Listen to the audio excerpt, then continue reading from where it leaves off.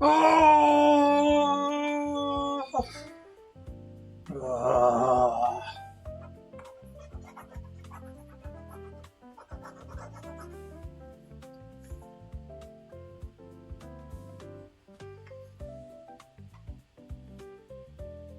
Doing requests today? Yes, I am.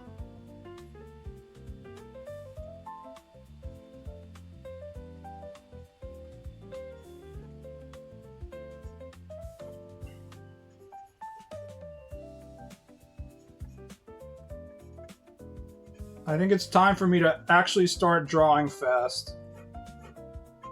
I have the ability to draw fast, but I haven't. So now it's time for me to start drawing fast. So you have finished your commission then? Well, where is it? Shut the fuck up. Holy shit. I am not in the mood for bullshit today because I just checked my Twitter, and in response to one of my my fucking announcements that I was streaming, look at this shit. I will never play gacha games, not because I have some moral principle, but because I just collect the JPEGs and go directly to the doujins. Look at one of the responses I got. I hope you can learn that it's spelled gacha someday. It's also not a proper noun. You fucking little cock-sucking grammar Nazi trying to grammar Nazi me over this made-up fucking Japanese word, you piece of shit! The only thing that's not stopping me from directly replying to this guy and going into their DMs and calling him a cocksucker directly is because I'm better than that, so I'm gonna call him a cocksucker on my stream. I hope you're watching right now, Detto, you fake fucking Japanese. You're not actually Japanese, you fucking piece of shit. I can speak Japanese unlike you, and it's a made-up word in Japanese as well. Grammar Nazis are the worst, but grammar Nazis for a language that they don't even speak, for a word that doesn't even exist in the original language, are the worst. Even worse than that. That just ruined my fucking day. Have you looked up their date? They joined. I hope they joined like Twitter a month ago and that they're located in India or Southeast Asia or something. They joined in 2013 in the United States. This guy is probably a hardcore weeb who watches his anime with subtitles and thinks that he knows what the fuck he's talking about. He also, let's actually look at his account.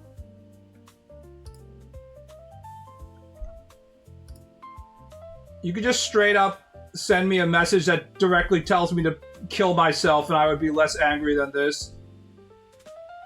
He's reposting Dead or Alive Beach Paradise videos.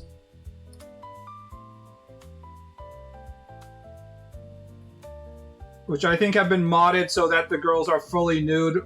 Either that or it's AI. No, it's just a porn mod.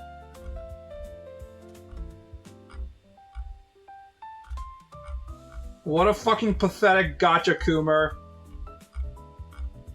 Unlike him, I have the decency to keep my porn private in my 10 million gigabyte personal porn folder. Let's go kill him. Grammar Nazis really just are the most annoying as all. Of all the internet people.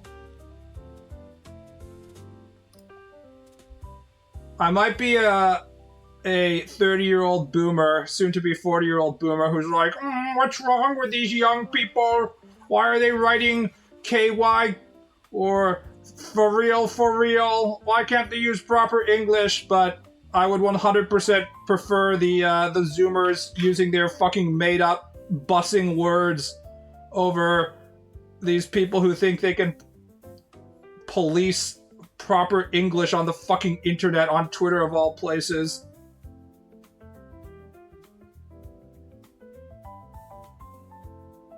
Oh, he joined in 2000. Never mind, that could be a genuine person in that anime PFP that's saying something.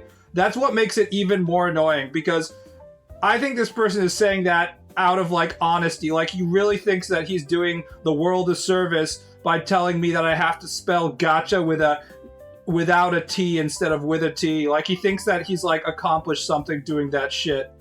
Holy fuck.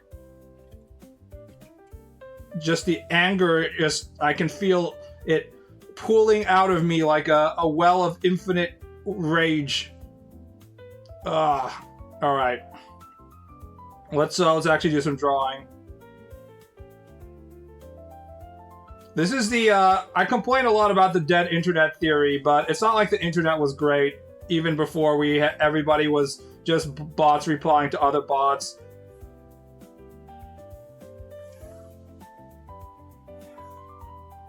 It was always, you know, people that shouldn't be allowed to have any kind of communication or platform being allowed to speak.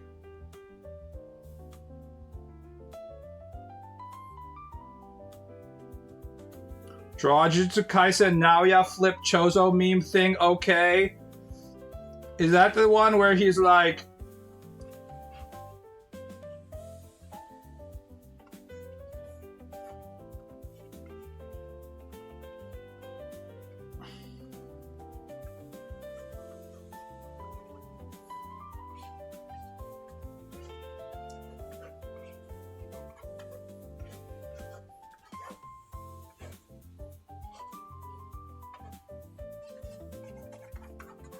Is this the one you're talking about? Because everybody did that, yeah, like weeks and weeks ago. And they did every single one of those. Draw Alice, please. I started doing an Alice comic months and months ago, and I stopped doing it, so I should probably go back to working on it.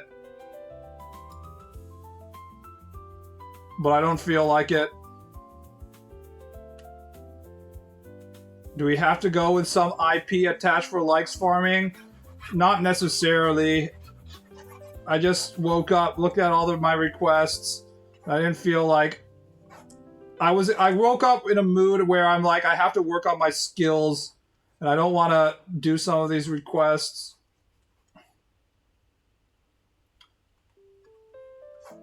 Is she finally building the chair? No, she's getting sexually harassed for the millionth time. Draw Kirara with big boobs to piss everyone off. There's so many people called Kirara, I don't even know which Kirara you're talking about.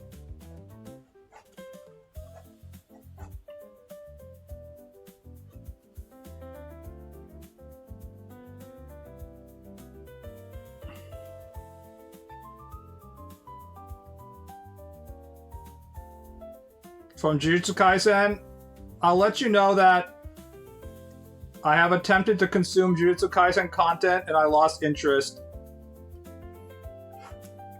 So I probably won't be drawing anything Jujutsu Kaisen, at least not today. I feel like Jujutsu Kaisen is insanely overrated, but I mean, that's what shonen is about. Shonen is the equivalent of professional wrestling in that if you are watching professional wrestling and being like, I'm getting sick of professional wrestling. I've seen this plot device before. They've lost all their original ideas. Someone has to take you aside and be like, sir, professional wrestling is for 12-year-olds. if you're gonna try and enjoy it as a grown fucking adult, you need to understand that, yes, they're gonna repeat storylines because you're not supposed to be consuming it. This is one of the problems with the DC and Marvel universes, in that they decided that they weren't gonna market their shit to children and try and like maintain their customer base based on grown adults who had already like consumed the same story, so that they have to start thinking of new things. If you're appealing to the shonen audience, you always have a new audience who is experiencing the same story for the first time, and they're going to be super into it.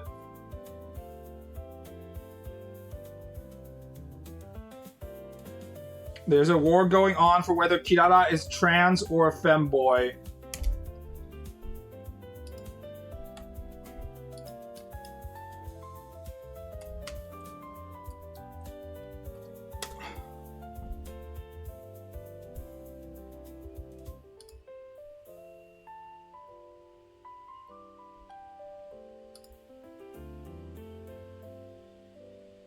I can't help but not care. Also, I'm just incredibly tired with anything related to gender on the internet. I can't deal with this shit anymore.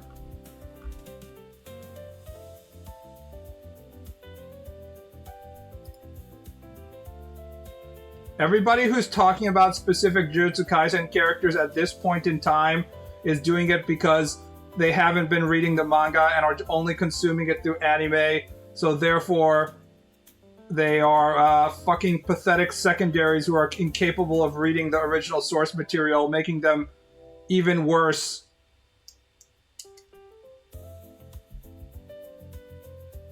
Why can't it just be simply feminine male? Not again. Didn't this happen with One Piece character named Yamato? God, I am sick of these people. Yamato was different from Kirara in that Yamato had giant fucking tits.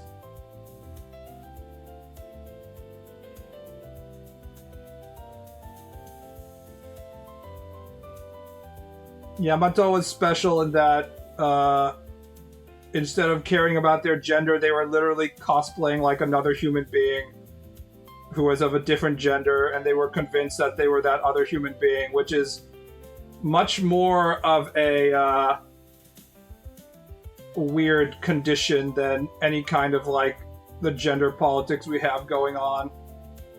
They still called her trans. You know what? I'm just gonna go ahead and say this. The trans community is the most toxic, aggressive community we have in these sort of online circles among anything relating to like nerd and otaku culture. They're just a huge pain in the ass to deal with.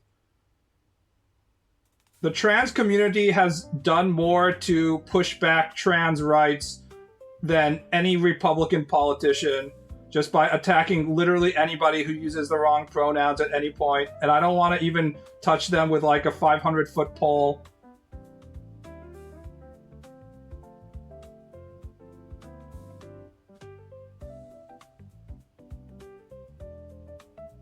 And I'm sick of, like, any...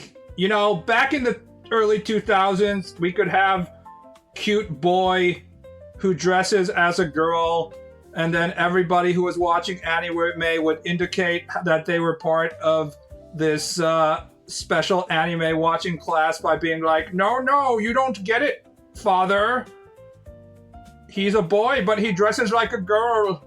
That means it's totally heterosexual for me to want to stick my penis in his butthole. And then your father would be like, God, what did I do wrong when I should have taken you to more baseball games. And that was all part of the joke. And then somewhere in like 2015, or I don't know when it started getting bad, but the trans community decided that they were going to be a whole political movement and attack other anime consumers online as their like entire life goal. And it was just like, God, this is such a pain in the ass.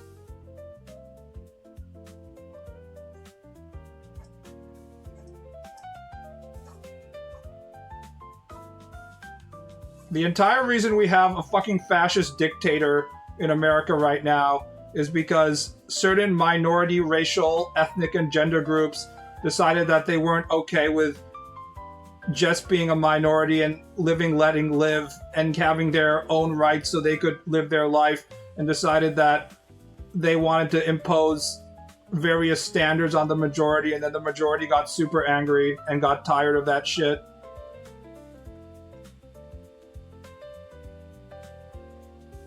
The reason why gay marriage became just like, sure, everybody was like, sure, it's fine, is because ultimately it doesn't really matter if two guys are fucking each other in the ass behind closed doors. It doesn't really affect you one way or the other. You would be free to ignore it. But then when you get like various things brought into the public sphere and be told that you have to do certain things or else you're a bigot, then that's how you get the Republicans harnessing that negative energy and electing a literal fucking dictator into office. God damn it. Stop having common sense opinions. Twitch will ban your ass. Yeah, I'll have to go and stream on Kick next to my peers, which are women in hot tubs. Women do use masculine coded pronouns just for personality, not necessarily gendered identity, especially in anime. We had the whole anime female using specific pronouns to make her be more attractive, specifically male pronouns to make her more attractive and fuckable since, you know, the 1990s. I don't know who the first... It definitely started with boku. There was a term called bokuko, which is boku girl. Boku being the pronoun you use if you're a boy or being a polite adult male. And this was around since the 90s, I'm sure. But now, at some point in like the mid-2000s, it became normal to be a bokuko. So then we have to take a step further and go ore instead. And so on. I mean, anime has already excavated every single variation of possible moe at this point. So we have to start recycling ideas that were already around. Steven Universe tried to brainwash kids. Weird ass show. That's from like the California problem. So what can we do?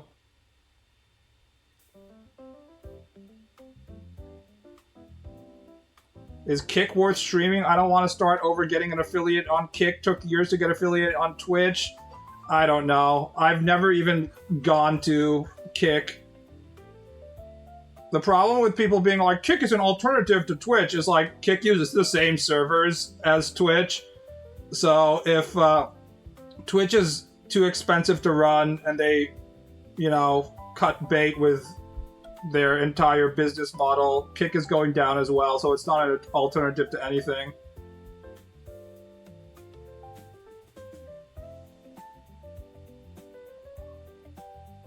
I am so glad Steven Universe is over. Oh my fucking god, finally we can move the fuck on. We're just gonna get a different Cal Arts, like California core bean mouth cartoon to replace it.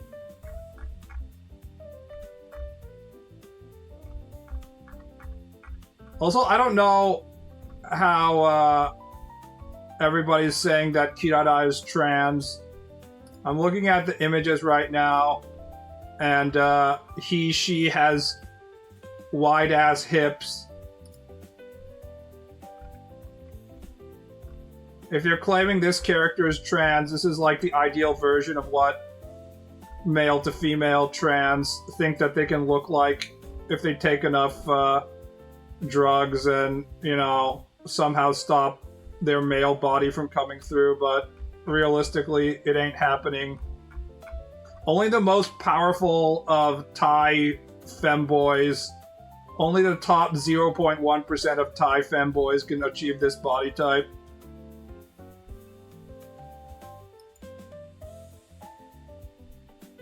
They have a hourglass figure here, so good luck on ever achieving that shit.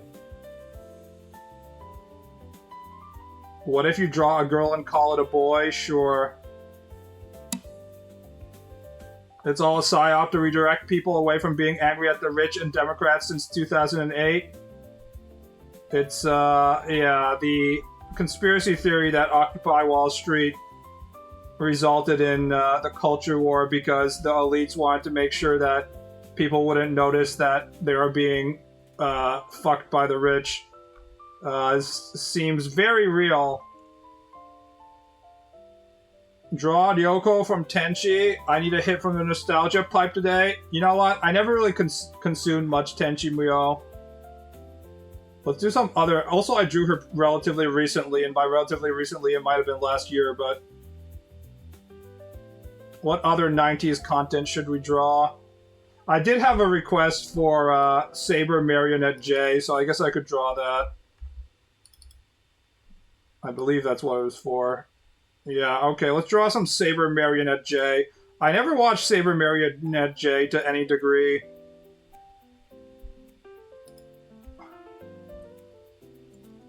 I just know that it was in all my previews for my Gundam videos. Fake 90s anime fan. I only drew... See, it's interesting because there was like a completely different anime canon for people who are consuming anime in the United States versus people who are consuming anime in Japan in the 90s. Because, like, if you were in Japan in the 90s as a kid, you were watching... You came home from school and you got to watch shit like Dragon Ball, not Dragon Ball Z, original Dragon Ball, and then fucking Fist of the North Star and Sailor Moon, all on at basically the same time. It was fucking awesome. And then, like, that was my childhood in the 90s, and then I came back to America, and then we were talking about 90s anime, but America didn't really have much anime in the 90s, honestly. It was just people still being like, Akira! Whoa, it's so amazing! But then when you really started to get shit, it was like around 2000. And that's when you're getting like Ninja Scroll and stuff. It's so weird that US never had base Dragon Ball. The United States, US kids weren't ready for all the pussy grabbing that Goku was doing at the time. They could only handle homoerotic fighting. If they saw base Dragon Ball and it was like in the first 5 minutes Goku's grabbing Bulma's vagina to check if she's a male or female.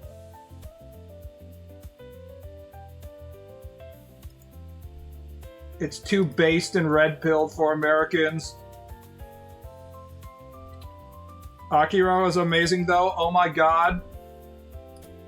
Apparently kids nowadays don't really appreciate Akira because anime consuming has become more about character-based stuff, and Akira characters are pretty weak. It's all about the atmosphere and like the environment and stuff like that. Like Otomo can't even draw characters to look differently. All the biker characters all basically have the same face. Well, not the same face, but the same hairstyle. Because he draws characters like semi-realistically and he doesn't give them enough defining features. So if you're reading very quickly, sometimes you can't even tell who is who. Which is like, for me, a cardinal sin of when you're drawing manga. If you give two characters the same fucking hairstyle, like, the editor has to step in and be like, no, you have to give them a completely different hair silhouette. That's just like, that should be basic.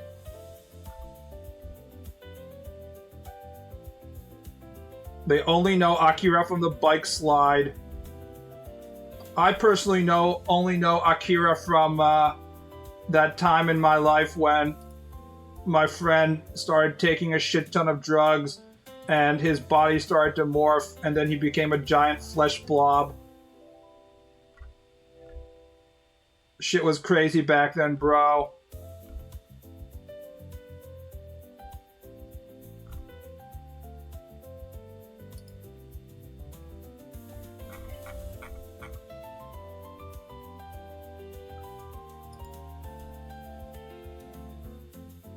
I like Tetsuo and his underage homeless concubine girlfriend.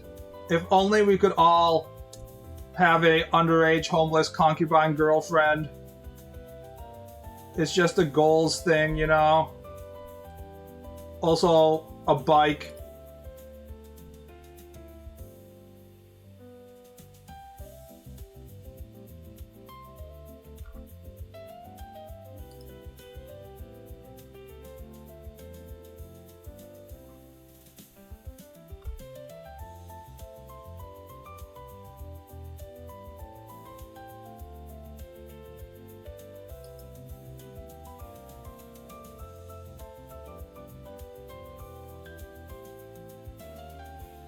Wait, what were the names of, like, the dominatrix characters from Saber Marionette J?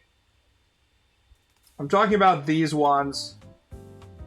I have no understanding of what their relationship was to the main cast, but I've seen them in porn every once in a while.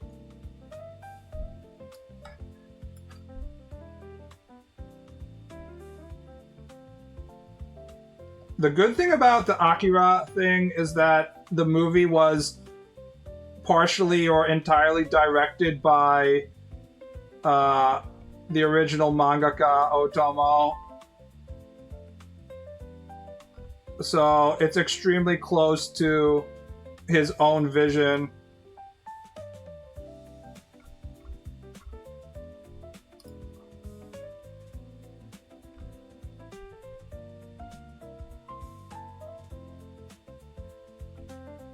Which is something that you can rarely say for any kind of adaptations.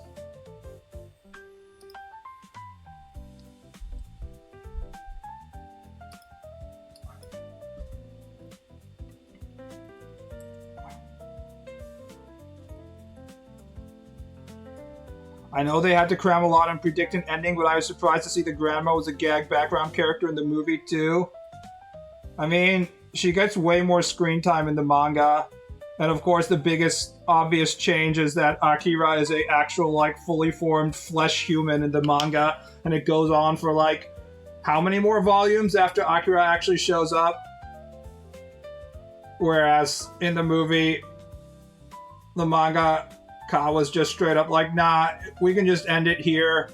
It'll just be like a bunch of, you know, body parts. The manga really drags quite a bit, honestly. It doesn't have good, like tension maintenance, as in, like, it doesn't hit its climaxes and then, like, go up and down the way you're supposed to if you read, like, Hollywood scripts on, like, how to do plot devices, like the save the cat shit. Instead, it kind of drags. So even if when you're having, like, supposedly exciting sequences, like people shooting each other with lasers in huge labyrinthian dystopian urban environments and stuff, once you get to, like, chapter 8 of that,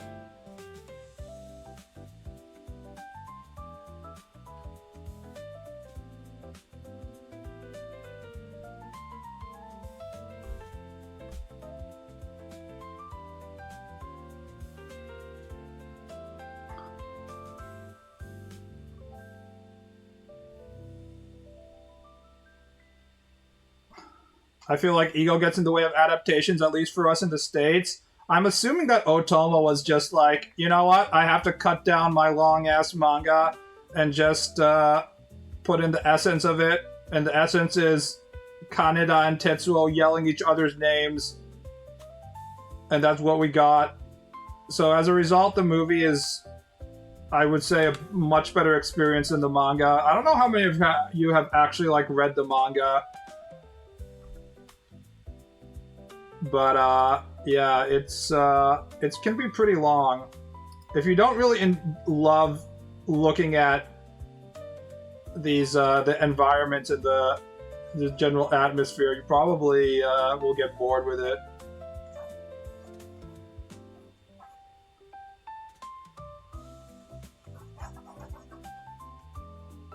The manga is thick. I mean, literally thick. We don't get volumes like that anymore. They don't make them like they used to. They didn't make them like that even back in the day, honestly.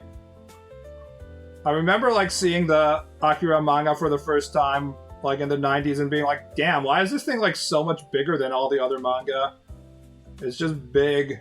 It's big.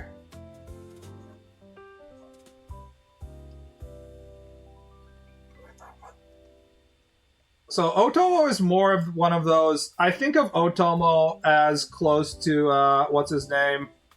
I'm blanking. The Citizen Kane director. What was the Citizen Kane director's name? Where if you like have read anything about film studies, you're kind of forced to suck the dick of Citizen Kane because it did like so much narrative and shit. Yeah, George Orwell, that nobody did before that. But if you watch it now, like after everybody has already done those type of techniques, it doesn't seem as impressive because the things that it was revolutionary at are things that don't have timeless appeal, or they're more closer to technical skill. The atmosphere of Akira still holds up, but like the ability to draw these like super complex urban environments and stuff is something that a lot of people have learned how to do post Otomo, but like not a lot of people were drawing stuff with that kind of atmosphere and that feel at the time, which is what it got a lot of credit for, or even just like the details and shit.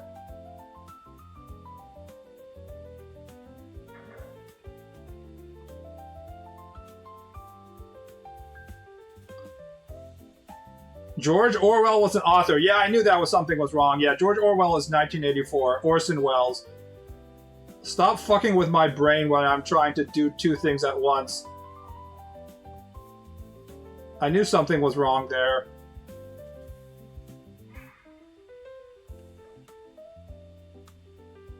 Actually, I'm trying to do three things at once. Read chat, or four things. Read chat, think about what chat said, and then also draw, and then speak at the same time. So yeah, of course I don't know what the fuck's going on. Speaking of ego, when will the next chapter of your critically acclaimed My Dark Elf Sips Who Won't Leave Me Alone release to your millions of adoring fans? I want to do like a Japanese language one-shot first, so I can send it to Japanese publishers, so I can get assigned an editor. Because I want to work with an editor, but I have to have like something to offer the editor before I get assigned an editor, so I can't do it yet.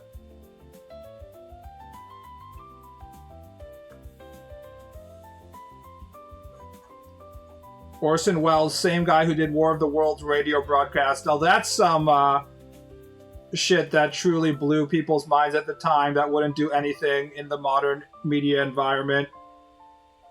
Talk about being blessed of being like a creator living in a time when you could do a radio broadcast and people had so little outside exposure. They were literally like, holy shit, this is the real thing, and started to like shoot their guns at the sky and stuff. I mean, I guess you could do that now if you created large-scale AI and then like convinced all of the news networks to post your fake information as the real thing, but you'd probably get arrested for spreading false information or whatever. So many scared people because of that broadcast. I mean, they literally only had radio as their primary form of entertainment and news source, and then some dumbass is like, haha, we'll just produce a radio drama in the form of a radio broadcast so people won't know if it's real or not. It would be like if I decided to post revenge porn of a famous Hollywood actress using AI, and then when people got mad, I was like, LMAO, it's just for funsies. You can't arrest me. Literally, we're just here to have fun, guys.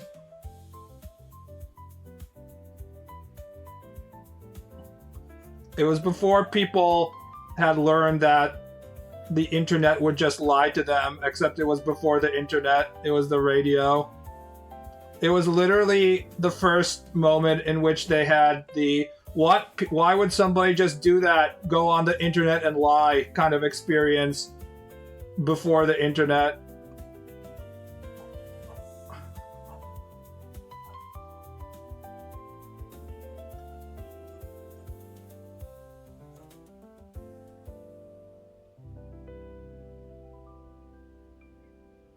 People used to be easier to entertain, but we have people as Subway Surfers and fucking Genshin Impact with a tab open with Joe Rogan in the background. Perhaps we do need to do our dopamine starvation ritual or something. Maybe that is a good idea.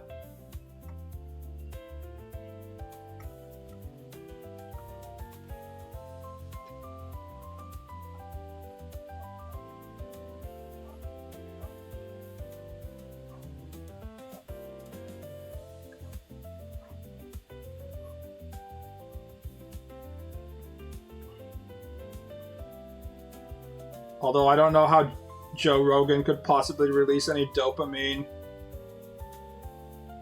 I don't feel anything in my brain activating from listening to Joe Rogan, that's for sure.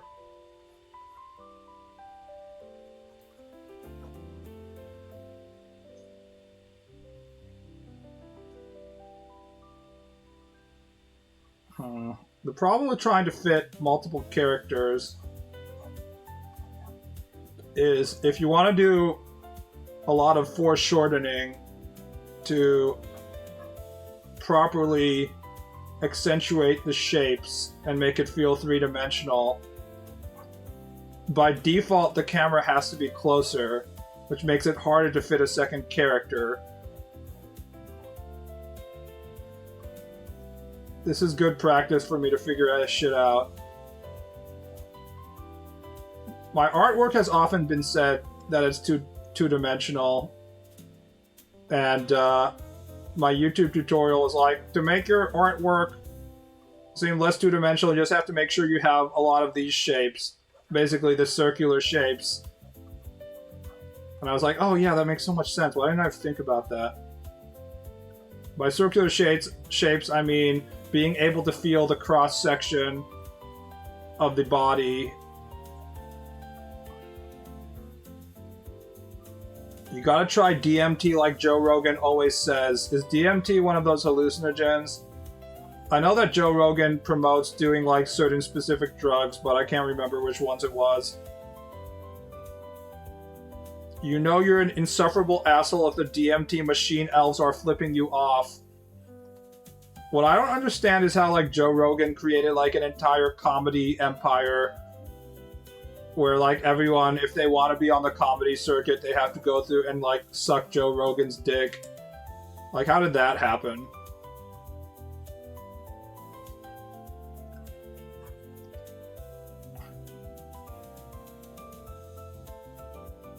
Bro isn't even funny. He's not even like moderately entertaining. I've listened to about 10 minutes of Joe Rogan because I was like, this is the most popular podcaster of all time. Surely he must be good, and I didn't see the appeal at all. Once again, proving that people have different brain chemistry, and just because a large percentage of people really like something doesn't mean you need to like it too. That's my nice way of saying that a large percentage of people on this planet are fucking retards. And they have horrible fucking taste.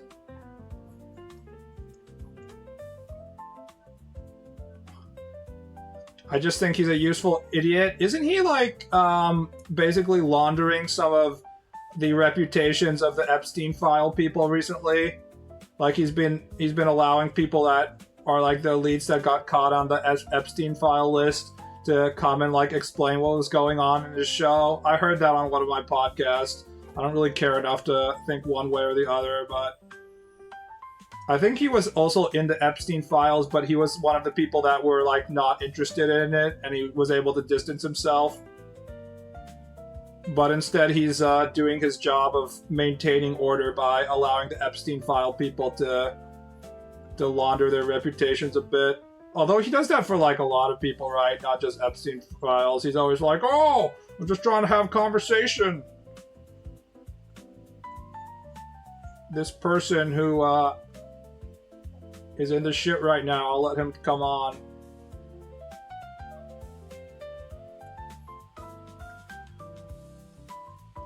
Just asking questions here. Epstein files.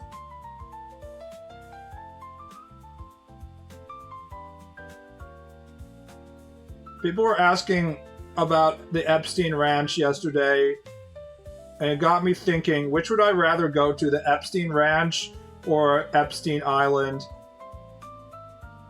if I had to choose? And I was thinking, like, if I got bored, it would be way easier to leave Epstein Ranch than Epstein Island. So I think I'd rather go to Epstein Ranch.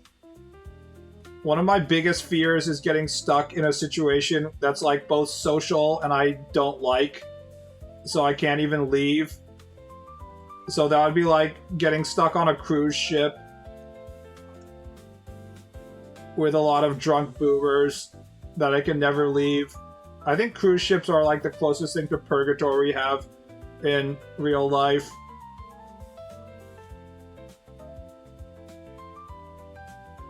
But a lot of people choose to be in that on them by purpose, which is crazy. The choice doesn't matter. They eat the victims afterwards. Well, I'm assuming that in this situation, I'm not the person who's getting raped and the one doing the raping / getting a perfectly consensual massage.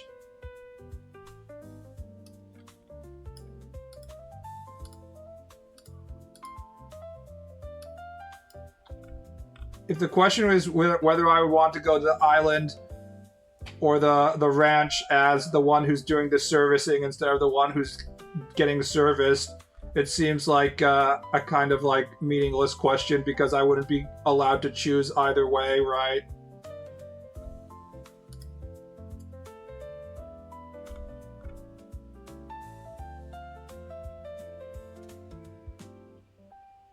Pretty sure Zoro is where the breeding farm is. I fucking love hentai in which females are all tied up and in rows on the breeding farm while their huge boobs are milked from the industrial milking machine as they are endlessly fucked by orcs, but I assume it wouldn't be as sexy in real life, unfortunately, so yeah, I don't think I would enjoy it very much. By the way, still 0 arrests. The most we got was a few people possibly quitting their jobs before they get fired. We got the Hyatt person, and then we also got, what is it? The Wasserman, like the talent agency guy. But I assume that doesn't really cost them anything in terms of both reputation or, like, you know, any kind of monetary loss, so it's like no harm done there for them. I'm sure they are financially perfectly fine and they'll get a new job when people have stopped paying attention. That's probably their plan. Those retards are loaded for life? Yeah. Them quitting their job means they'll just go and chill on their giant pile of money that accumulates more and more money even if they don't do anything. Not ideal.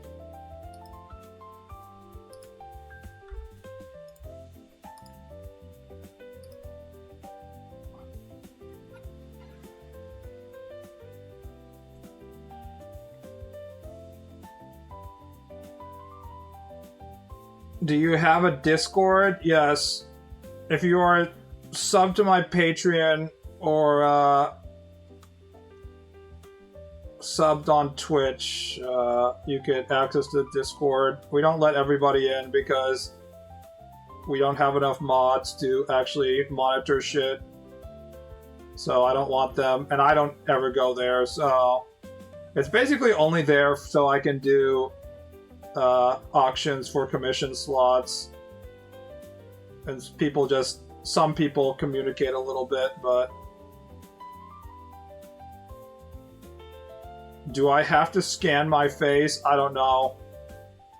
There are 18 plus channels, and I've heard that now that if you try and go on the 18 plus channel, they ask for your face, but I haven't been asked for any kind of facial information myself yet.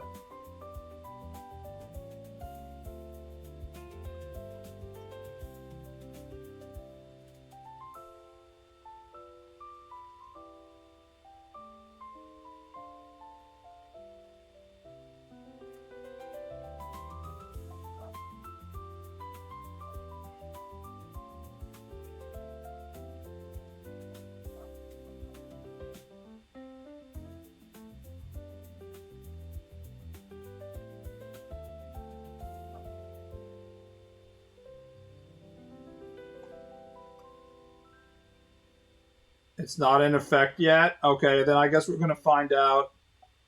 Maybe if people complain enough, they won't put it into effect, but I assume they will. It's how they want to make money, so anybody who thinks they're doing it for the children's safety is, you know, not paying attention. All these entities have to make money at some point.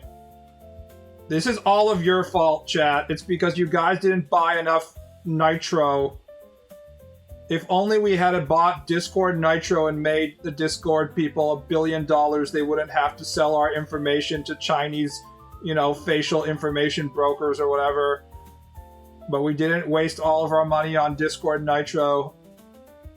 And now they have to punish us for it.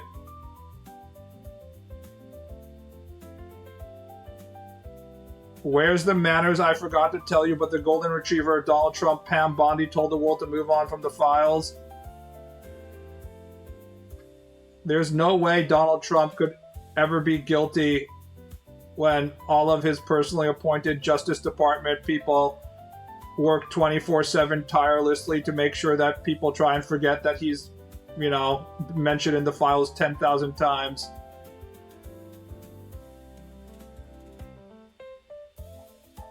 If there's one thing that screams innocence, it's having all of your underlings work tirelessly to make sure that people stop talking about you. See, that's the thing. He's in the files. No, don't let the Trump derangement syndrome Democrats trick you. Donald promised us that he was going to eliminate the deep state and drain the swamp. There's no way he could possibly be best friends with Epstein, even though we've already seen like 10,000 images of him like doing various handshakes with Epstein, and also he's already been accused of rape by 30 women. He could not possibly be going to Rape Island when he has such a great track record with females. How else are those lobbyists going to earn the age verification dollars? The problem with people being like, if we just give these companies money, they won't fuck us over, is that we know for a fact, based on past behavior, that these companies want infinite amounts of money. So it doesn't really matter how well-behaved customers are. They're always just going to try and screw you more because there just isn't any limit to the amount of money that these companies want to make, right? So there's really no point. That's one of the crazy things about being in Japan, is that the Japanese companies haven't really figured out that they're supposed to make all the money at any cost and piss off their entire customer base and just like salt the earth in the process of them trying to make infinite money. They haven't figured out that yet. So various services are still functional. It's much more like you give company money and they provide goods and services model, instead of company exists because it has the potential to make infinite money and investors keep on pumping more money into it in the hope that it will make infinite money someday economy model, which the United States is currently running on.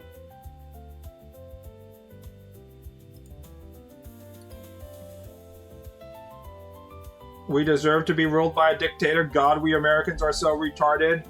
The only thing that will stop America from being ruled by a dictator is that the dictatorship is also incompetent to the point that it won't be able to continue as well. So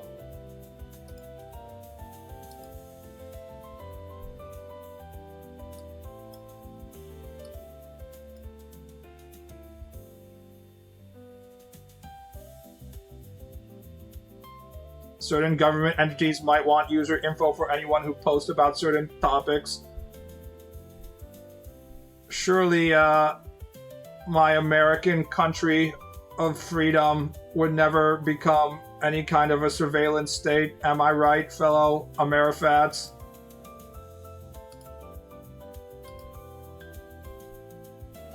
That's impossible.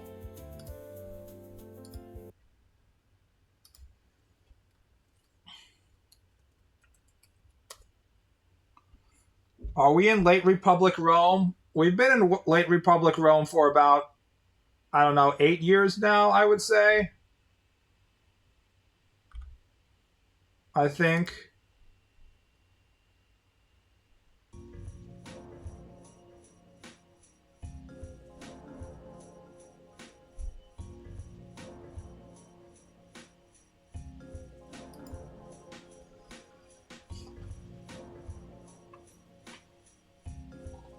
We all know what topics. The thing is, what they want us to have a surveillance state like China style, but they haven't been able to install it yet.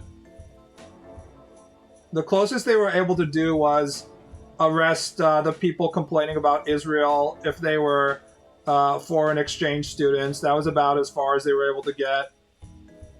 But we haven't gotten to the point where they can arrest you because you said, like, tried to talk about Epstein files. So they're not even close to having the power of China. This is like the Omni-Man. Look what the Americans must resort to have only a fraction of our power. And by their power, they mean the ability to disappear anybody who posts a meme about Winnie the Pooh.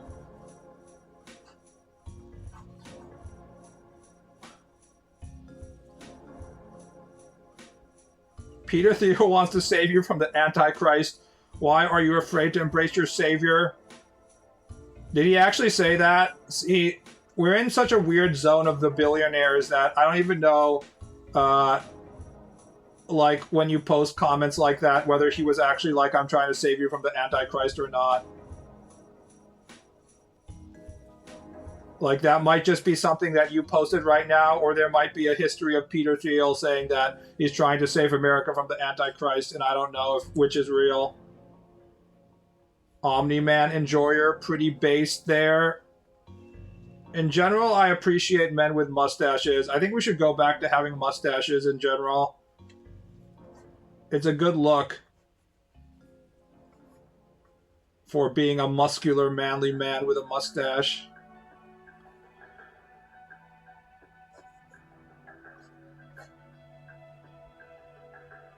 He did talk about stopping Greta Thunberg because she's the Antichrist, if I remember correctly.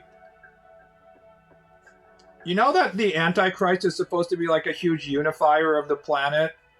So it actually felt like the people who were saying that Obama was the Antichrist were onto something because everybody liked Obama.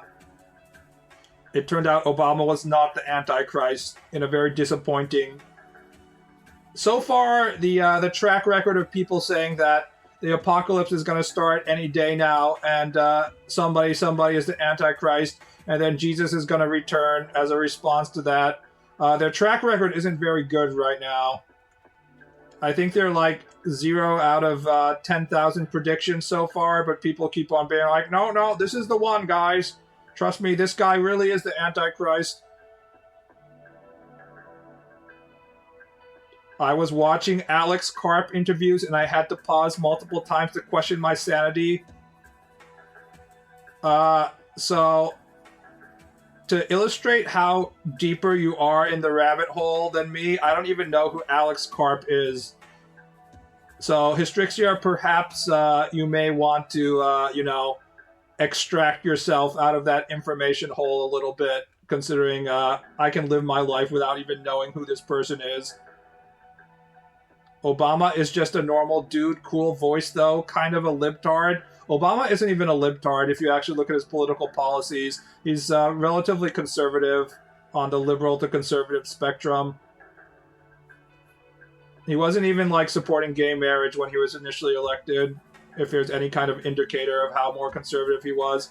I mean, in general, black people have much more culturally conservative opinions than they're supposed to have based on the current liberal conservative, like canonical, whatever you're allowed to believe in shit. Oh, Palantir CEO. Was Palantir a AI company or not? I can't even remember. Palantir.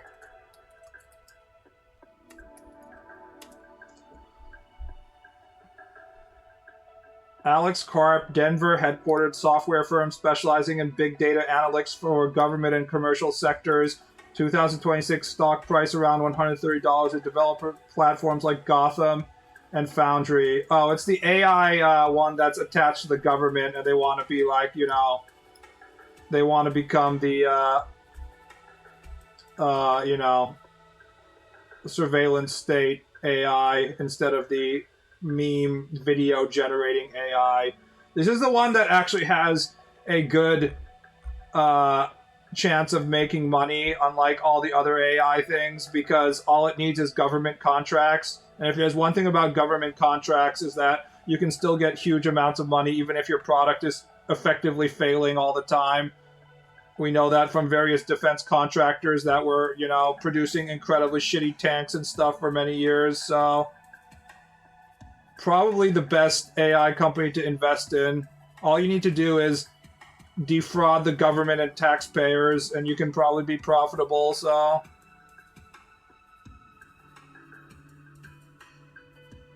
It's a pretty old company since PayPal days. God, I'm so glad I live in Japan. You just don't need to worry about this shit when you're in Japan, man. It's just like an entirely different environment. All the stuff that Japanese people worry about are effectively, like, completely meaningless instead of incredibly horrible. Besides the whole, like, dying from earthquakes and shit, but the thing is, nobody worries about that. They're just like, shikatanai. If I die from earthquake, shikatanai. It's a very chill situation.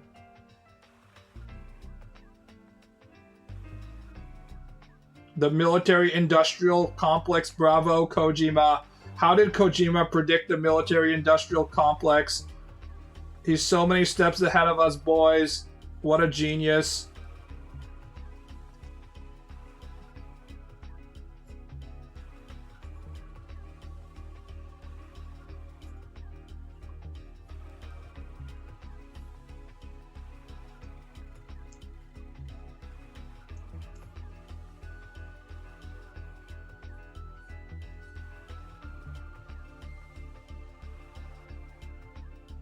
Rub it in our face more, why? I mean, it's, I was just really thinking about it because there was a New York Times editorial the other day in which, of all people, they had a, what do you call them? The pro-fat activists. I forgot what they call themselves. The people that are like, you can be healthy at any weight, those people. She got a opinion in the Times opinion editorial section, and she was like, I know this is a controversial opinion, but I don't think you can be healthy at any weight. After two of my friends literally died in their 20s because they weighed 400 pounds. And even in that editorial, like, the New York Times was like, so what do you think, people? And they were using all these terms like fat phobia and shit like that. And I was like, you know, this stuff was like a farce.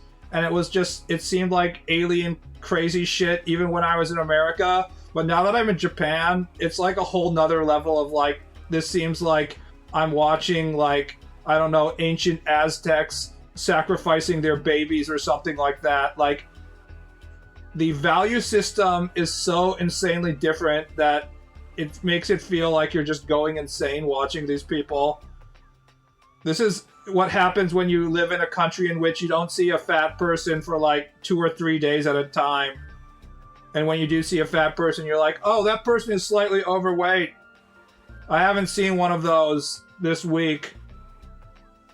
Whereas in America, you're like, holy shit, that person is skinny. What the fuck is going on? You guys just banned Muslims, right? unfortunately, or excuse me, we have not banned Muslims yet. They are still fine. There's plenty of Muslims. They just took like one step to slightly be a little bit more harsh on people who completely overstay their visas.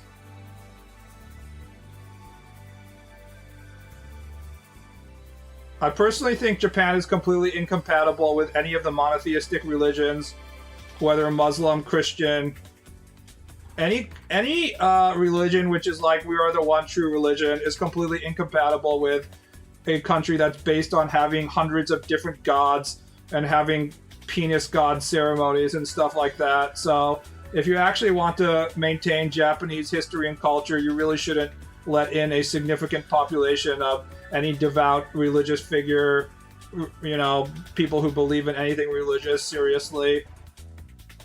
I think that's just pretty obvious. And I think they should be extremely cautious about letting in any Muslims from, like, the Middle East. Indonesians are much more chill, but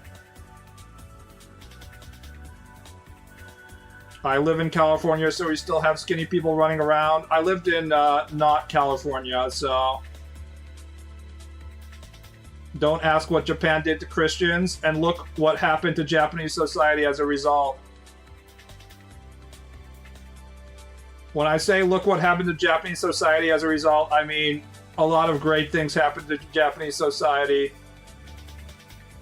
All the other countries that didn't murder all the Christians had like gigantic Christian rebellions, like they had in China. They had foreign powers coming in and poisoning their entire population with opium and so on and so on. So yeah, Japan was kind of on the money on the murder all Christians historical setup right there. Japan was the only country that was able to successfully industrialize and not get colonized by the foreign powers in Asia, so they were doing something right. Just keep out the Abrahamic religions and you'll get good results. I really do believe in that. I mean, just any kind of religion that's like, you shouldn't follow the laws of your country because there are greater laws. There are laws in heaven.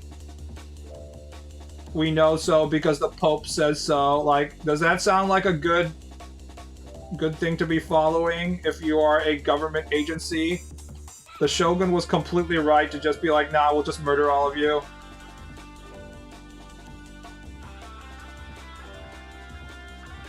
Your job as peasants is to produce rice.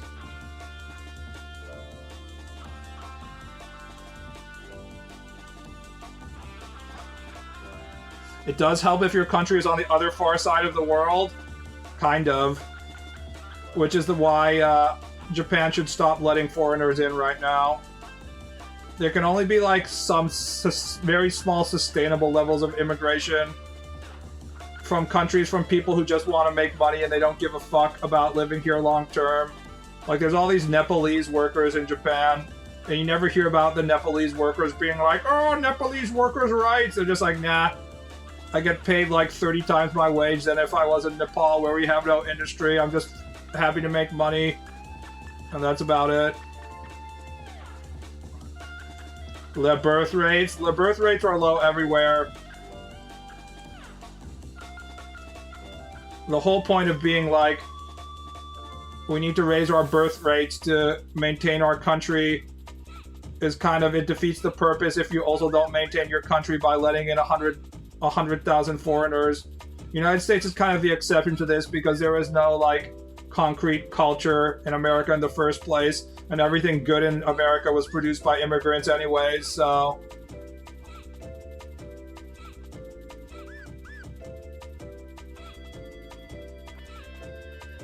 I know this is kind of like out of fashion right now, but I do sort of believe in the whole melting pot theory.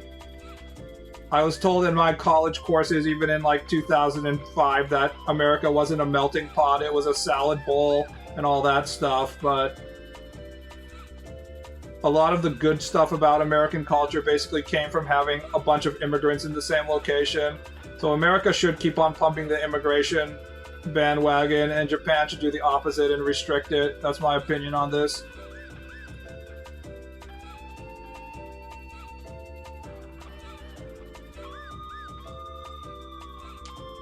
We can close the country off. I've always had Japanese citizenship because Japanese citizenship is based on blood, and my mother is Japanese. So if I was born a few years earlier, I wouldn't have Japanese citizenship because it was only made.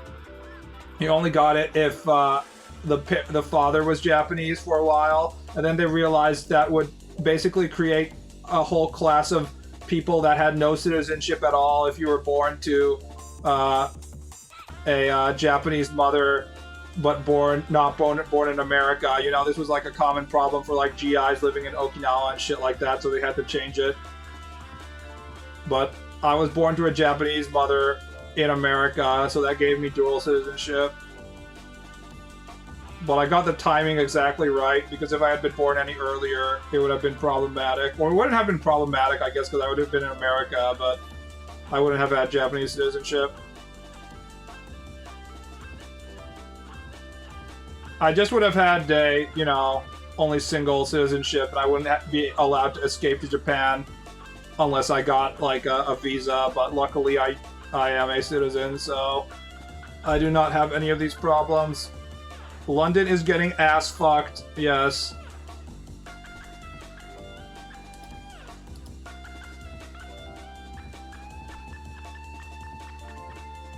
We had a lot of people being like, immigration will only produce positive effects, but realistically speaking, if you don't want to live in Afghanistan, and I imagine that even the most delusional, like, liberal globalist, if they were actually given the option of living in London or Afghanistan, would rather live in, you know, London instead of Afghanistan.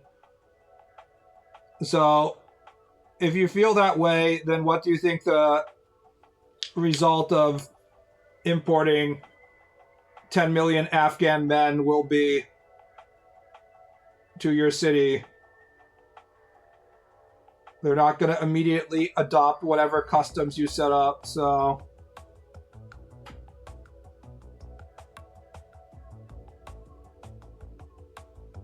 Bleaching the population as revenge for Pearl Harbor. Keikona. The Japanese love white people, though. They've been psyoped into being like, yes, I love Hafu, I love white blood.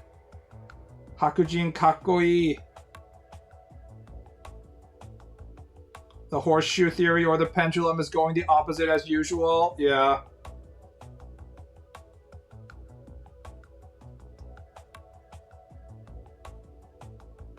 It turns out that allowing the Ku Klux Klan to go around and lynch people on a daily basis wasn't great, but that doesn't necessarily mean that doing the opposite and being like, we are super racially tolerant.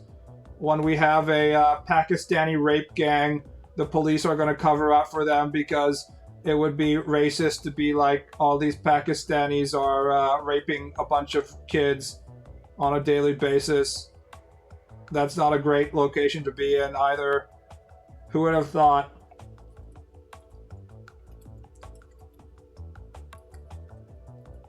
What's important is you look at the world for what it is instead of what you want it to be. I know there's a whole Bleach meme of Aizen yelling the opposite, but you have to be realistic. More sauce ikemen for the Japanese ladies. If I was actually not a spurg, I probably could have obtained many Japanese female social relations. However, that is not the case, so we're not going to complain about it. A bit unfair considering US made Afghanistan a war-torn country. Wrong. Afghanistan is in a bad geographical location and has been fighting wars with various other invading powers for a long, long time. They were fighting the Soviets, which is what America got in the first place. They were fighting the Soviets on their own. It's called the graveyard of empires for a reason. It's a shitty location. that's full of dust and nothing. And if you want to push your army through it, it's the shittiness rubs off on it and bad things happen.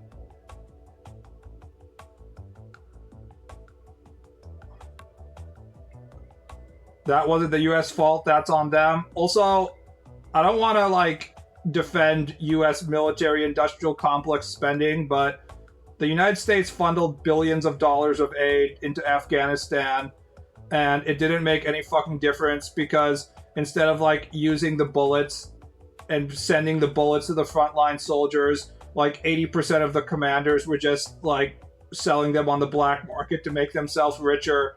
So when the Taliban actually decided to go on the offensive after they got the feeling that United States military was leaving, the Afghanistan military collapsed in basically a day.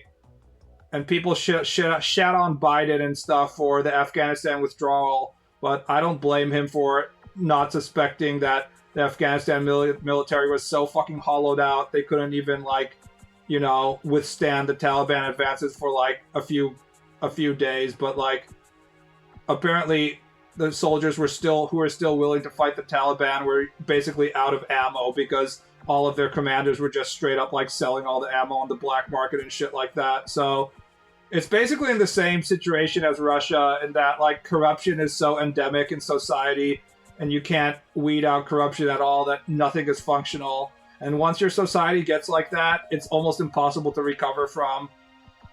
Like, honor is kind of a resource in society, and when everybody decides that they're just out for themselves, which is actually very common in a lot of countries, society stops to function, or it barely functions only in like a transactional sense.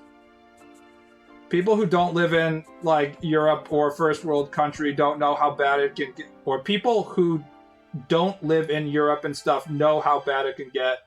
And America is kind of on its way to there, but we haven't gotten to the point where like if you get stopped for a speeding ticket, you just give the police officer like $30 and then they won't file it and so on and so on. But like I'd say that like 70% of the countries on the planet function like that. You're telling me there wasn't a 20-year war with Afghan and the US? There wasn't a 20-year war with Afghan and the US. The war with Afghan and the US ended in like a few months as the United States military kicked the shit out of the Taliban and forced them to go out into the hills. And then the rest of the time was the United States trying to rebuild the country. And the United States military is really, really, really good at murdering a standing army. They're better at it than any other army on the planet. And the United States society is really bad at building a country to the point that it can't even build its own country. So of course it was fucking doomed mission from the start.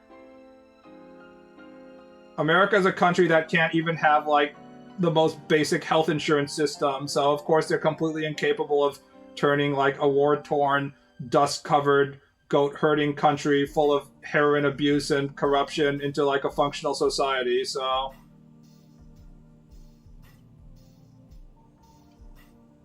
if politicians fail to lose a war, they commit seppuku. I deeply respect that. Yeah, that definitely doesn't happen, but at least they lose elections and they get kicked out.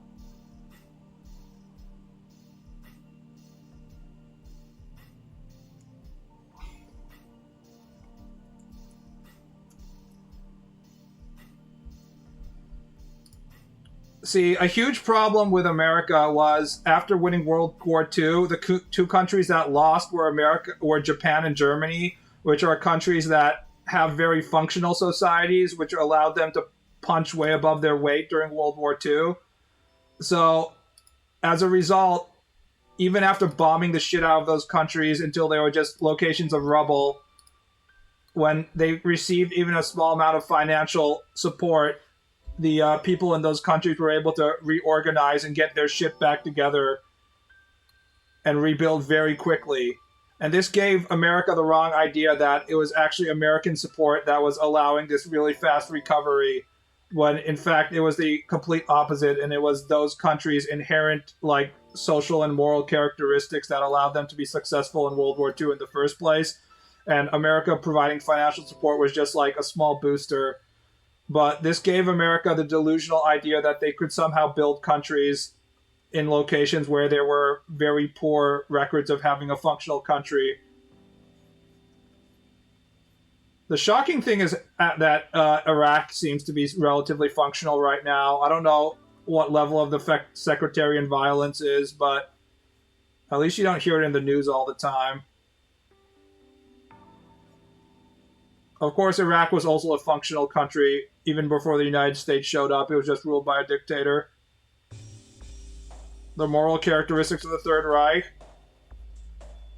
I mean, the same moral characteristics that allow to have highly organized Holocaust systems also are what allow the trains to operate on time and allow for industrial development and stuff like that.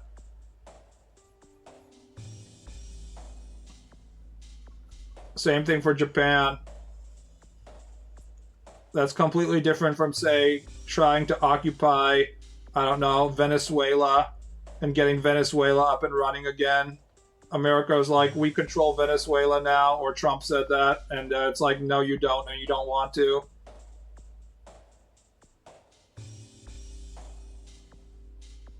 I think Israel is trying to poison Iraq fields these days, so we shall see how it goes during unexpected famine. Don't worry, if they have unexpected famine, the U.S. World Bank will step in and provide loans to control Iraq. Standard American corporate procedures will happen.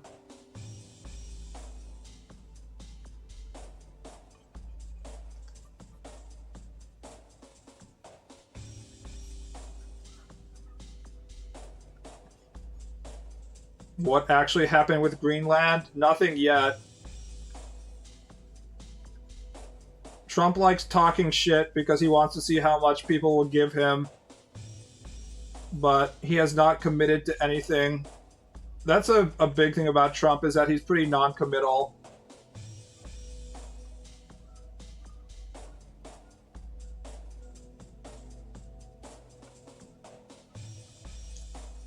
He doesn't like holding himself in a situation.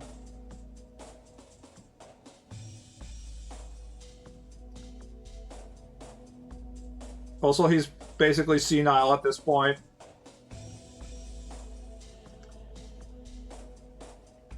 He's definitely in his Mad King stage right now.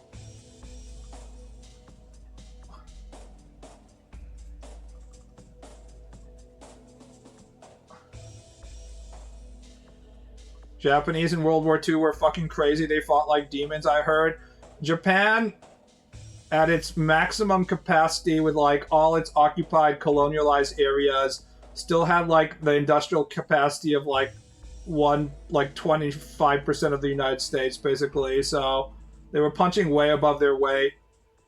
There was a huge amount of military debates in Japan because most of the military commanders were pretty confident that they would lose if they actually started a war with America, but America kind of like tipped the hand or pushed the hand of the Japanese people who wanted to maintain the empire state, because without US oil imports it couldn't even function. So they were like, we kind of have to do this. But yeah, there was a lot of military people who were like, we definitely aren't winning this if we start this. You people are fucking retarded. Which is why the whole conspiracy theory that FDR and stuff knew about that Japan was planning to attack, so he allowed Pearl Harbor to happen, has just become super popular right now because it makes a lot of sense.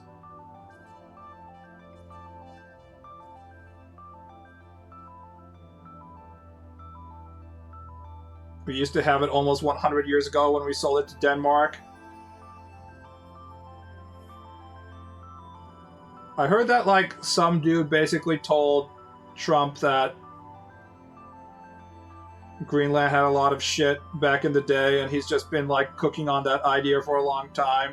I particularly like the theory that Trump doesn't understand the Mercator projection or whatever, the type of map in which things up north look way larger than things in the south. So he thinks that Greenland is like 10 times the size of what it actually is. I like that theory because it actually seems realistic. That would be a very Trump thing to do. To be like, it's huge! It's like, sir, it's not actually that size. That's a map type that shows northern objects way larger than they actually are. He's like, no, that can't be.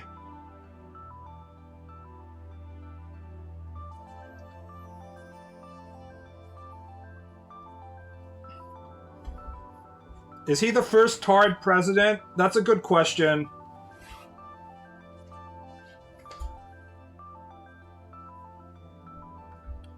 I'm sure there are American historians that could illuminate us on other Tard presidents, but I think he's pretty high up there, yeah.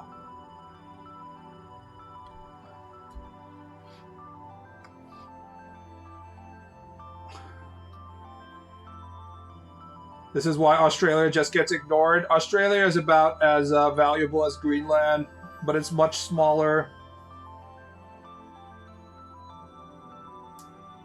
US president, also no. But who would be the other candidates? Let's ask ChatGPT. Which US presidents historically were considered to be the dumbest?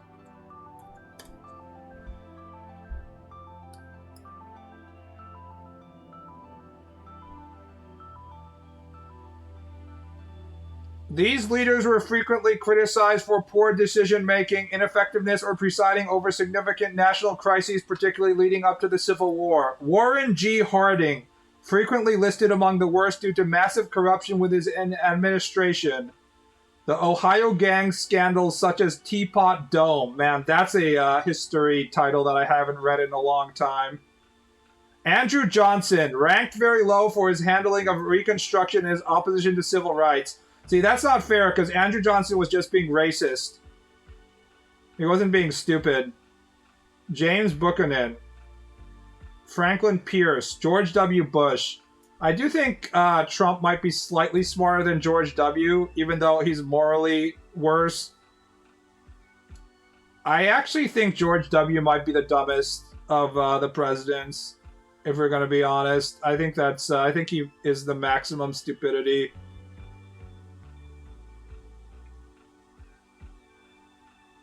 George Lucas compared Nixon to Palpatine like twice, LOL. Nixon might have been the worst president, but he definitely wasn't one of the dumbest. One of my hot takes for a while was actually Trump isn't the worst president. He's still in a close race with Nixon, but I think by now it's safe to say that Trump is by far the worst president of all time. Considering he's just like straight up saying, Republican Party needs to take control of elections or else we're going to lose, i.e. like end democracy, you know. If you openly call for your party leaders to somehow end democracy permanently, I'm going to go ahead and consider you to be the worst president of all time.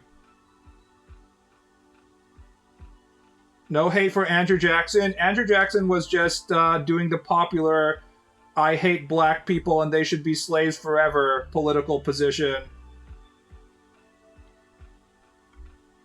The very popular we should murder all black people in the South for the next 100 years political position.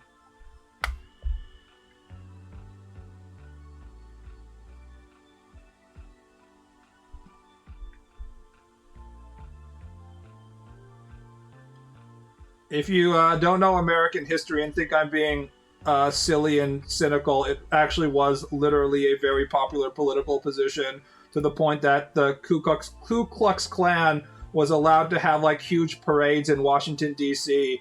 with like horses and shit like that. The Ku Klux Klan was a respected part of American society for like 100 years, basically. He knows he's getting arrested when he stops being president. Yeah, that's why he keeps on being like, hey guys, wouldn't it be cool if I got another term or another term after that? Wouldn't you like that? In spite of all this, people still praise Trump, which makes me wonder how much further we can go. Well, the Trump cult will support him literally no matter what he does, so...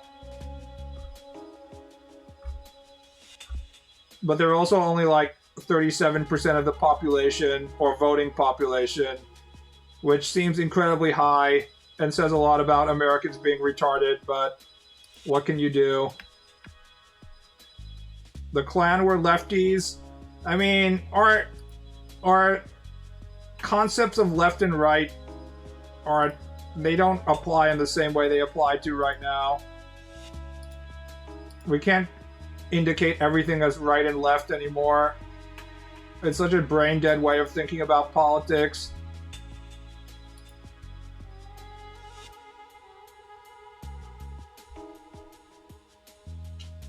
The West has fallen. Chuds, yes. I say the West has fallen as I sit in my room masturbating to anime porn for the 3rd day in a row. And then log into World of Warcraft. Feels good, man. Saving Western society through my diligent masturbation. Someone's gotta do it, guys.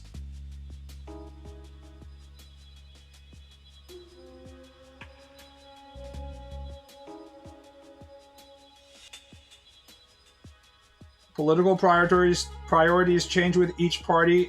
It's never static. I mean, the most obvious example is when they ended Jim Crow and all the Democrats were like the racist party, and all of them had to flip. All the Southern Democrats had to flip and become Republicans because their entire like political party of Southern Democrats was based on being racist. And that's how the modern Republican Party was born. For those of you in Europe who don't know, it's like incredibly simple.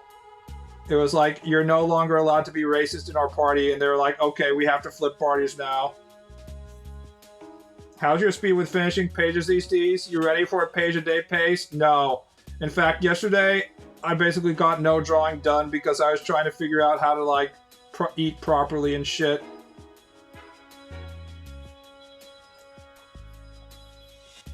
Even if I'm not streaming and talking to you guys, I don't know how quickly I can draw. I feel like the elements of me being able to draw faster, like understanding which pens to use when, and like understanding how to do form and like structure and stuff have gotten way better.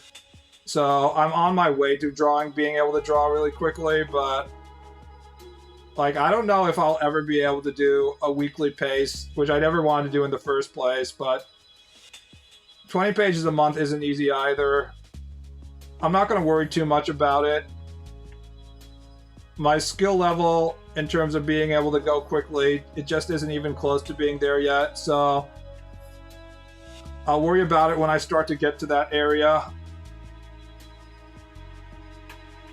Is eating that hard? Kind of, if you want to eat healthy. I'm finding out the sad truth that I need to eat food before it spoils. So I had a semi-rotten avocado for breakfast today. But it was only semi-rotten, so I'm fine.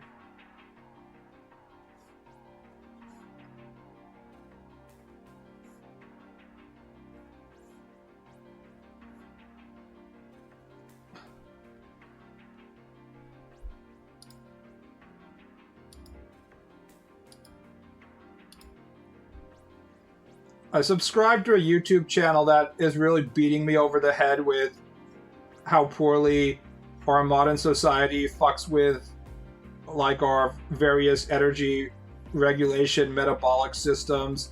So it made me really feel like I need to get my shit together.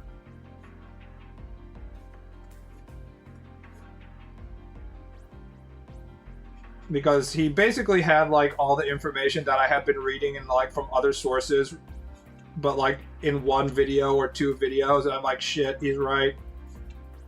The unfortunate truth is that if you eat what is provided to you by the modern food environment, you're basically fucking yourself over because everything is based on getting us to, you know, buy shit and eat stuff instead of like what's actually healthy for us. And I refuse to let society dictate my health, so I really have to think about how I'm going to eat going forward.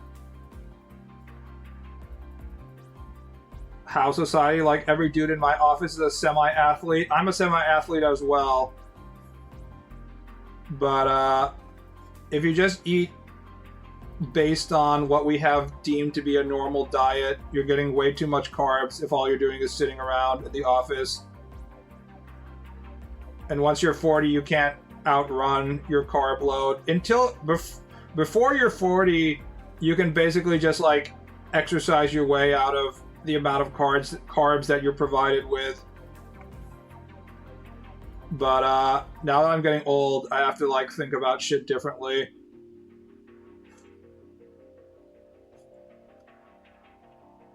No sugar diet like Forsen, basically, but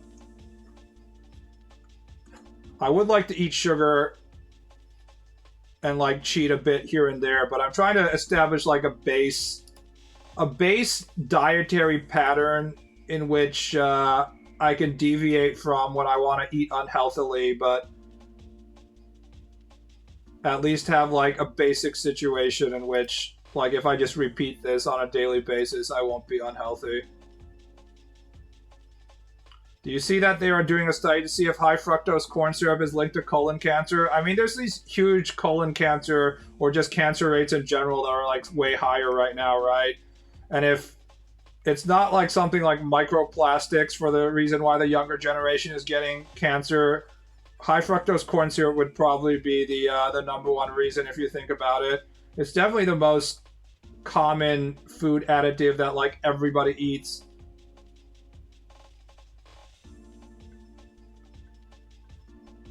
It would make sense that that would be the culprit here.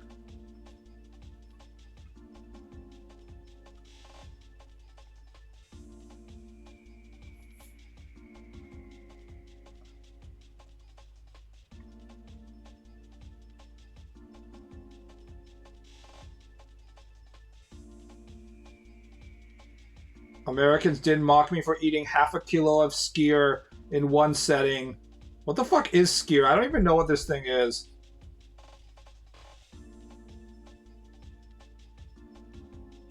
Have you ever heard of the channel named Jared Henderson on YouTube? Videos go on about the decline in our creativity and attention span in modern age. I'm subbed to like 3 or 4 YouTube channels that basically talk about the same thing. There's a whole industry of people being like, I know I'm a YouTuber, but you probably shouldn't be watching YouTube all the time. We need to become comfortable with not being entertained, which means you probably shouldn't be watching this. It's like a paradoxical situation in which they have to kill their own customer base. If I skipped all the candy I eat, I'd be in the 1,500 kilocalories a day, and that's not enough when I run and bike for 2-3 hours a day. Yeah, well, if you want to become a manga artist, you're not allowed to leave your desk for more than 10 minutes at a time, so...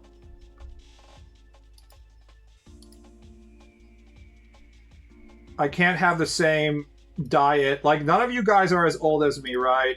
There's only like 1 or 2 people in this chat who are older than me. So, it's different after you're 35 or so. Everything starts to slow down. You just can't behave the same way you were behaving in the past. I mean, for me especially, I was a swimmer, so swimming burns more calories than like literally any other physical activity. So most of my youth, I was able to just eat whatever, and I'd still be hungry nonstop. But yeah, those days are over.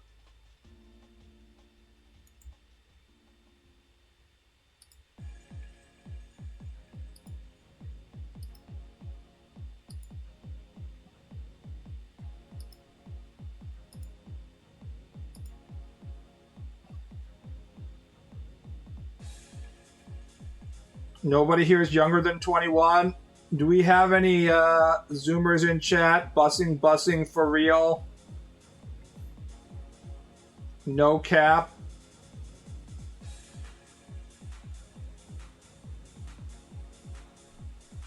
I need to eat better.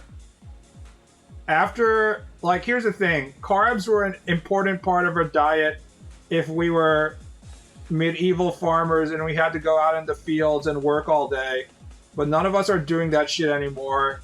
We're going to sit on our ass in the office, which means we don't really need to eat much carbs.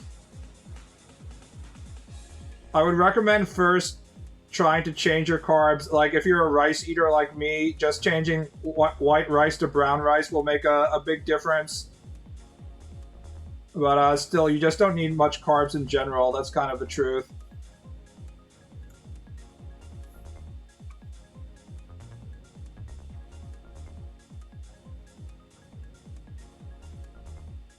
We will get Zoomers when your hit manga devolves into battle shonen. True.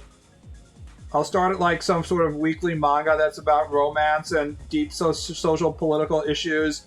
And by like chapter 12, they're like, we're out of things to write about. And also we need to improve the popularity or else we're going to have to cancel it. So they're like, okay, battle shonen time. Time to get the characters to fight. And then all the Zoomers will be like, holy shit. Did you see him use his Genkai Jutsu? That's crazy. I can't believe who is the strongest aura battler. I just try to ignore rice at this point. It's very difficult to ignore rice in Japan because if I'm not eating rice, then I'm eating like bread. So it's better for me to be eating brown rice than bread.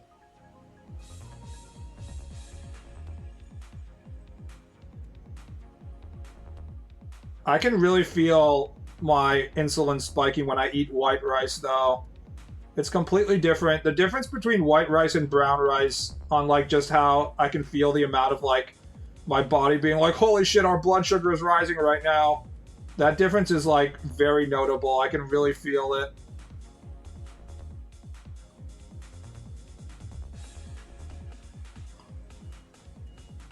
Don't forget the tournament arc. Tournament arc. Battle manga. Swimsuit episode. I just substitute stuff with salad whenever I can. Yeah. And that takes time, though, because, like, you have to cut things for salad. There's pre-cut vegetables in Japan, but it's just hard to get, like, organic shit around here. Japan is not a very organic country. And they use all sorts of pesticides that aren't even allowed in America, so that also makes me kind of queasy. So I buy the limited amount of organic stuff I can, and then like eat stuff where I can like peel it. I cut all sugar sweets from my diet 5 years ago. Best health decision so far. It's interesting to see what numbers I'll get when I go to Ningen Doku, which is like this Japanese thing where they do all the health tests for your body. You're supposed to do it yearly.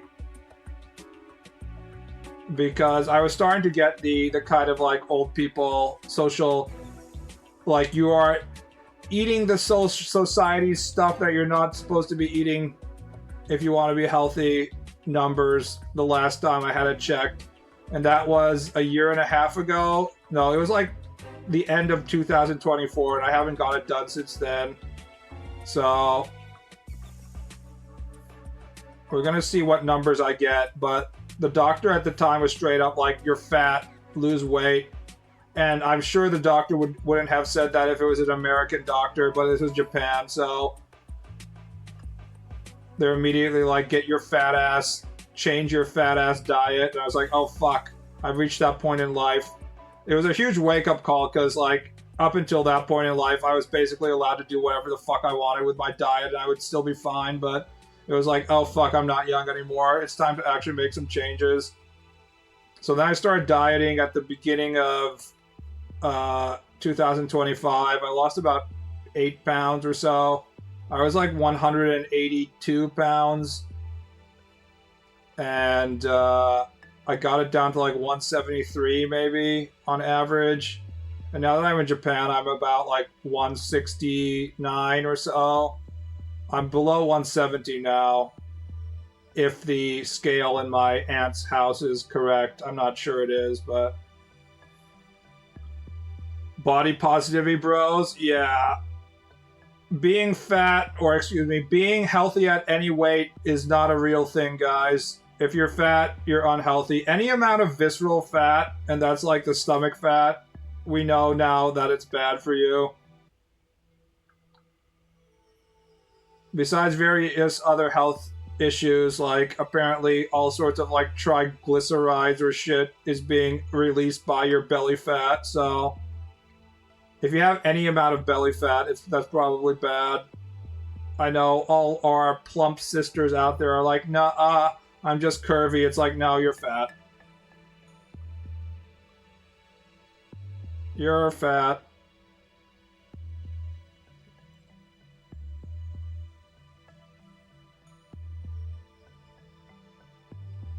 Fat by Japanese body standards is a low bar if you don't have their body type. I do sort of have their body type, though. I have some thinness to me.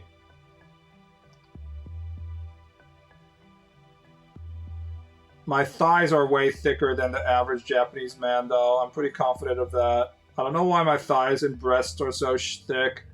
I have huge round pecs for some reason. I didn't even like work on them. My pecs were always just like strangely big.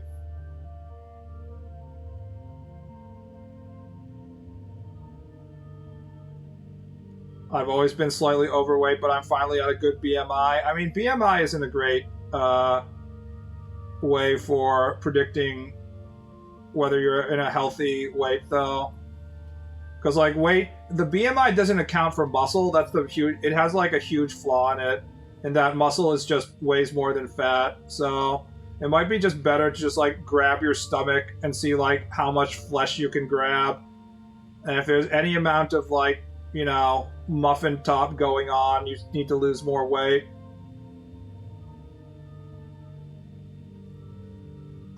If you're hugely muscular, you'll weigh more than if you're hugely fat. How fluffy are you? If you can just be honest with how fluffy you are, then that's like kind of like step one.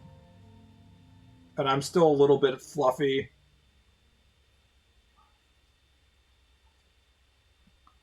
But is your ass fat? My ass is incredibly tight and hard. It's a great ass. He's got a great ass! You need to do a differential measurement between your waist and neck. Yeah, that type of shit. There's like these weird tweezer things that they can use. And if the same person is measuring it, there isn't like actually any good way to measure body fat. Actually, like every method has its pros and cons. But if we're talking only for health purposes, you can probably tell that whether you're overweight or not. Is it thick or concave like Hank Hill's? It's like square. My ass is like, I don't know. I guess it is pretty concave. It's kind of like this. Yeah, I'd say it looks like this. It definitely goes in.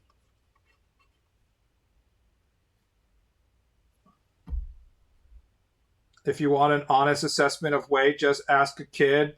Yeah, well, I'm not going to be walking around my local area and being like, kid, do you think I'm fat or not?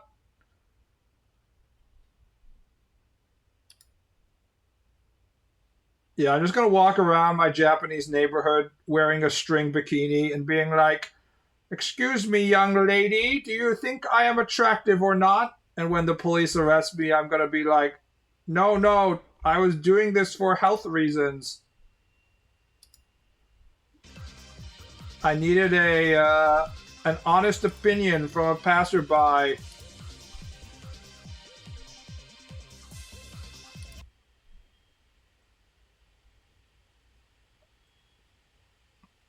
Do you see the Kiriko ass nerf in Overwatch? Man, they're still in the middle of the we can't have attractive females can mode, I guess. Wear the Borat fit. There was an infamous Japanese TV show clip. It wasn't even a TV show clip. It was a news segment. Let's see if I can find it.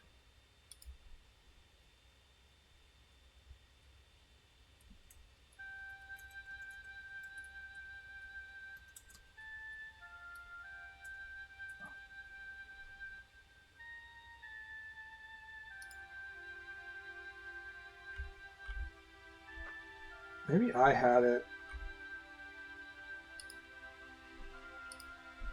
I can't remember if I had it saved, but there's like it's like a famous 2chan thing. Let's see.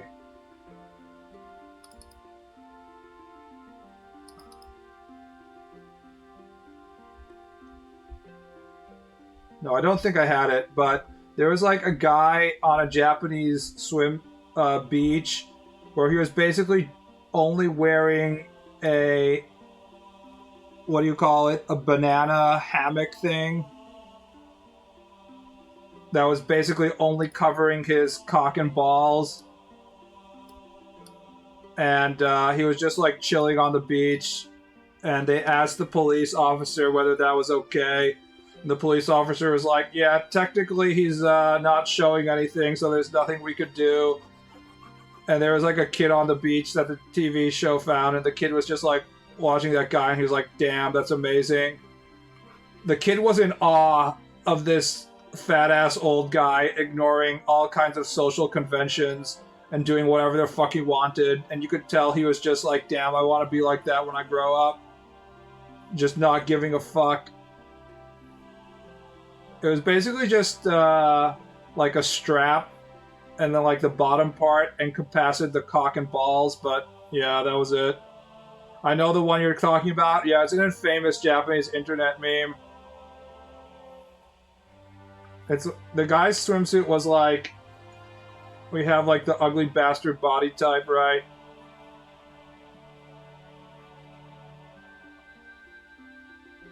I think it was like this.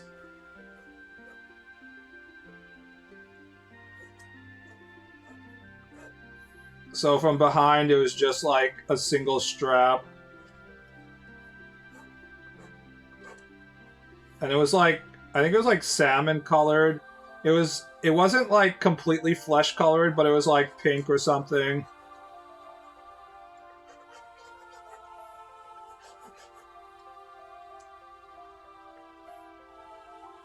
And he was like doing cartwheels and stuff. He was like, yeah, you like that, boy? Extremely powerful outfit. So sexy. Was he hairy though? Yes, he was hairy.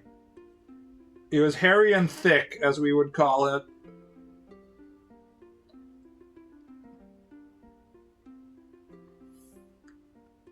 Obviously, all the females on the beach were dripping wet just by seeing his masculine body aura. They were begging to have sex with him, but he refused. No, there were no females there. I don't think there was anyone on the beach. It was just that guy.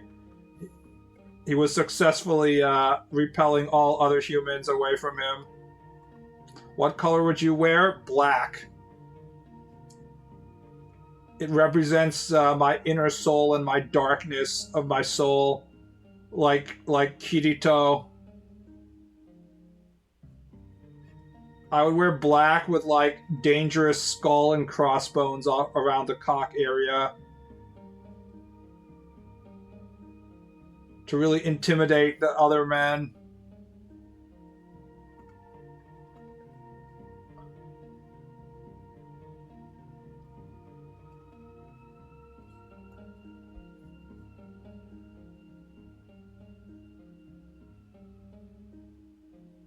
Blue and white stripes, that's a Hatsune Miku thing.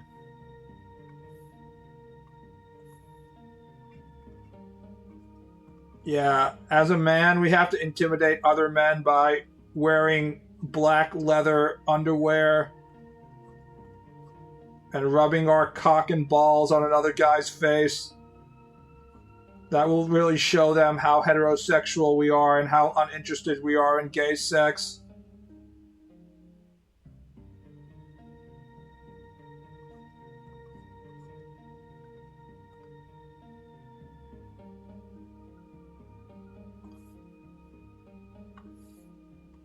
Gotta keep those gays away from us by showing them their place with your thick cock.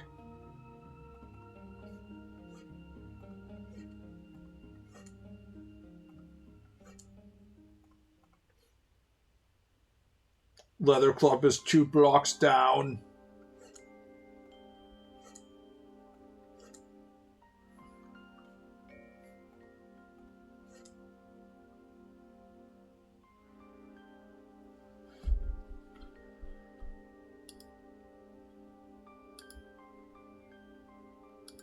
Ah. Ah.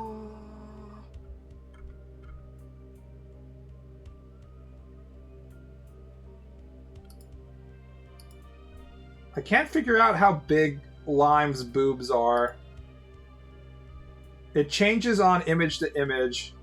Sometimes they seem really big and sometimes they seem much smaller. The art style is incredibly inconsistent, depending on who's drawing it.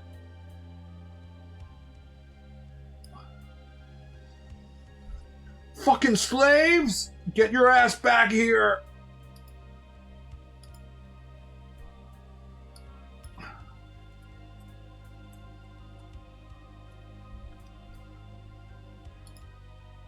As big as your heart tells you.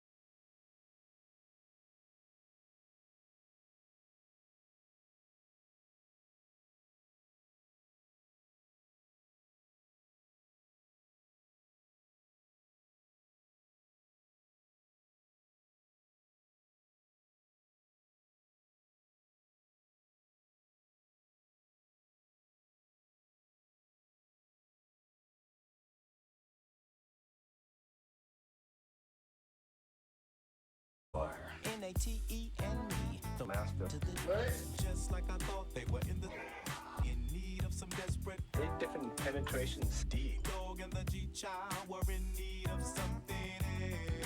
Back men were men, and boys were slaves. Boy next door. I feel like the boy next door comment has gotten more distance than almost anything else in the gacha.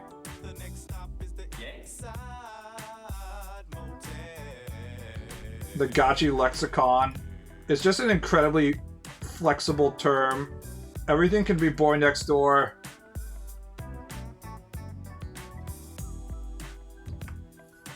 It's only surpassed by the sound of ass slapping and the screams when they're like, ah! Into a whole new era. G-Funk, step to this, I dare ya. Funk on a whole new level. The finger is the boy, your latex glove, loops, we brings fisting. G-Funk, where rhythm is deep and deep rhythm. If you talk like a suck, oh, you saw every drop of funk. It's the G-Funk era, funked out with a twist. If you swallow my Fuck you is up there. Fuck you is very flexible as well. You can throw a fuck you in any lyric. 213 will protect you. Fuck.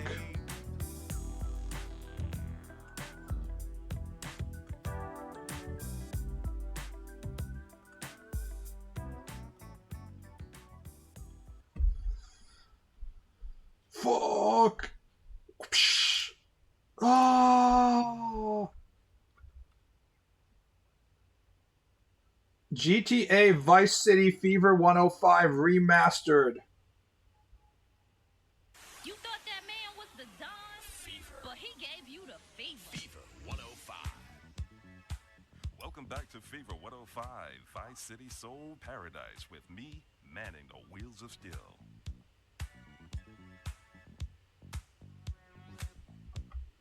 Get yourself some tea and me. Wait, which one was the Fever one? I think I like Flash. DMCA. They probably won't trigger it as long as it's just the beginning part, but yeah, it's probably gonna get DMCA'd soon. Rockstar Games truly were cooking in the 2010s. You mean before GTA 5 and getting like, you know, 10 years between the last game? I kind of enjoyed it when we got a new video game every few years.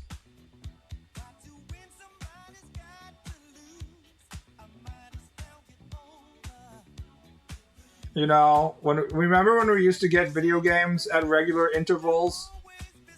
That was cool.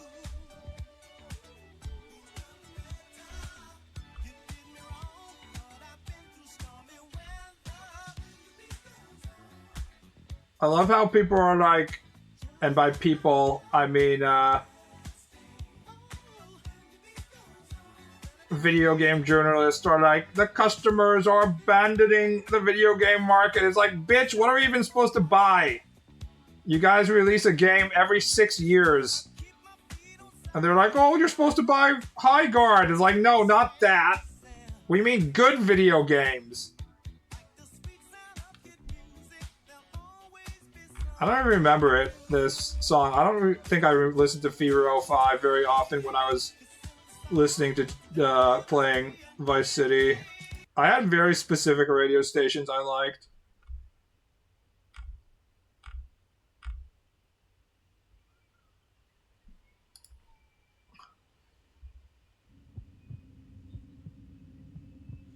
By the time the sequel comes out, you are a completely different person, and also the people who are making the video game are completely different people, i.e. like literally different people, because the original team who made the video game have all been fired as well. How about that? Do you like what you see? In general, if there's like a video game franchise you like, and you like those specific games, it probably has a lot of the same members involved in it. It might not have like 100% of the same members, but at least like the core members are still in the company. Whereas nowadays, like it might have the same IP, but it's been like 8 years, and all the people who were employed on the previous version of that video game were temporary hires anyways, and they all got fired as soon as the video game came out. The previous video game came out, so whatever game that you're getting is already like a completely different product with completely different people making it.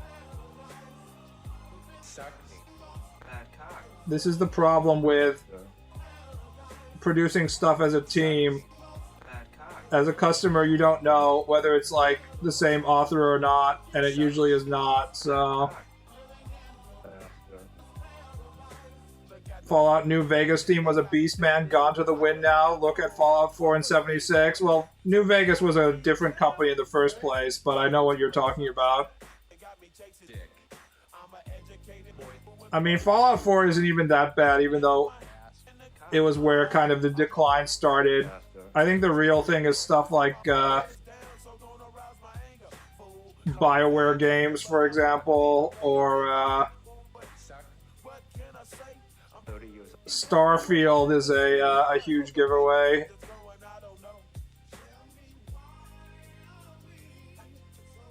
It's criminally mid, in my opinion.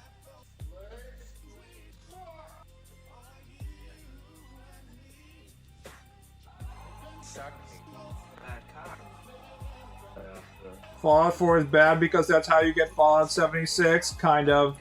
Fallout 76 was also bad for different reasons from a lot of their other video games being bad. But I feel like Fallout 4 is why you get Starfield. I haven't even played Starfield, but I feel like all the problems of Starfield essentially just being boring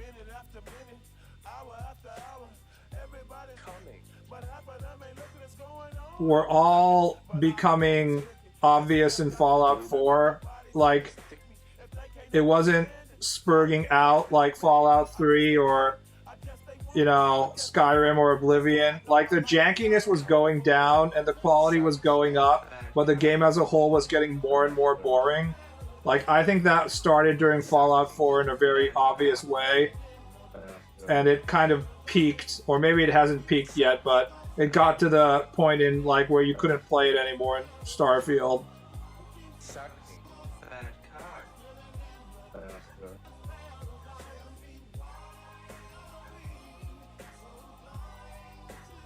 Kerrigan is the only thing I care about in Starfield.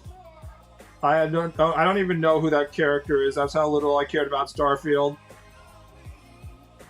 I was so bored with Starfield, I couldn't even watch a stream of someone playing Starfield for more than like 5 minutes. Visually, it's an incredibly boring game, and the gameplay is also boring as well, so... There are a few games that are just like straight up boring. Like, not buggy or poorly designed or stuff like that, but it's just like, nobody played this and thought this was fun. So why did they release it? Well, we don't know. I feel like a lot of the more recent games are too self-serious and unwilling to be stupid. You know what? I don't even care anymore. I played enough video games. I'm a grown-up now. I'll play the good video games when they come out.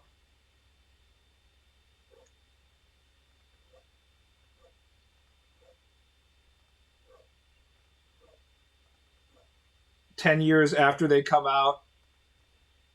Flexology, thanks for the sub. I appreciate the support.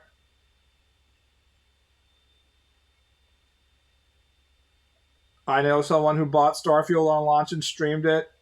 Well, they were probably operating out of habit instead of paying attention to the signs that were obvious in front of them. Watching people become disillusioned with Starfield after playing it for like 10 hours is some of the funniest shit, where like you have true Bethesda bots who are just like, I will buy whatever Todd sticks in my mouth. But even those people, they were slowly starting to be like, oh, this might be bad, uh-oh.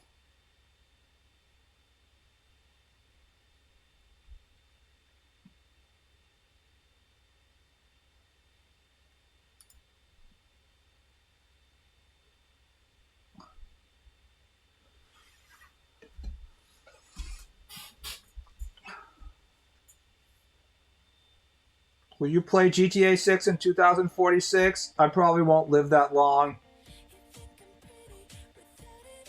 I'm gonna be 40 this year, guys. By the time GTA 6 comes out, I'd have to live to 120 or so, so...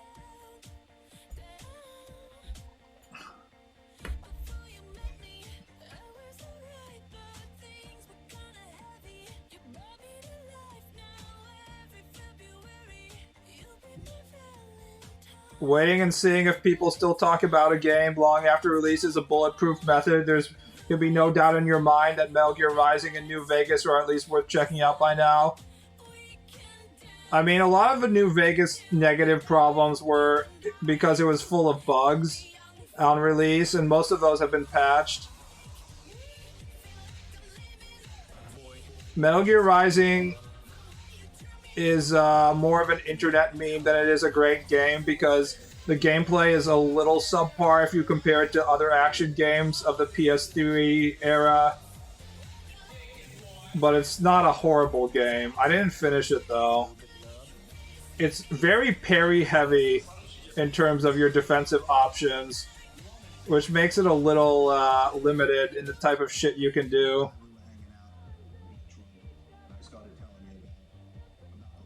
I'm glad I'm immune to GTA. You don't understand how great GTA was if you weren't alive at the same time as I was in the boomer mode, and there weren't any open world games in which you could do a bunch of shit before GTA 3 came along.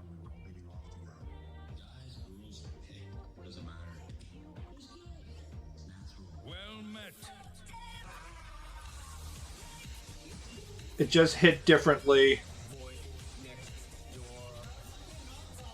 Like, I think everybody from my generation remembers the first time they started up GTA 3 and they pressed triangle for the first time and they could just steal someone's car. And you're like, oh fuck, I can actually do this shit. Oh fuck, it's real.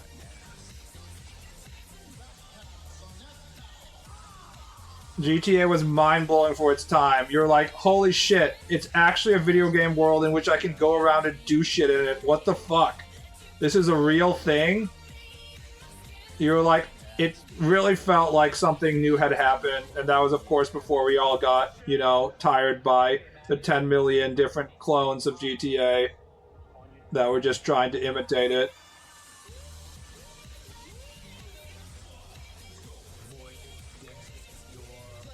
Like, if you were born at the same time as me, even 3D was mind-blowing. You spend a lot of time at the Toys R Us rotating Mario and having him run in circles in a 3D environment because Mario 64 was amazing. You're getting your mind fucking blown by Mario being allowed to run around in the depth plane.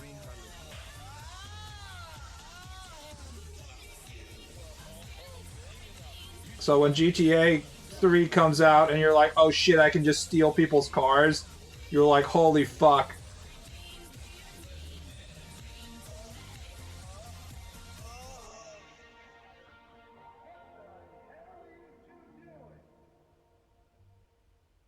I remember. This is like a member stream now. You remember, guys? Member. This was, it never got as much exposure as Mario 64 and stuff, but I remember there was a Sega Saturn at the Toys R Us, and I never owned a Sega Saturn, but one day I came by a copy of Nights into Dreams, and like, I couldn't play it at all because I couldn't figure out how to play the goddamn game, but just the brief moments in which you could like fly around in the three-dimensional dimension. This was before Mario 64. The controls were awful, but it still was like mind-blowing.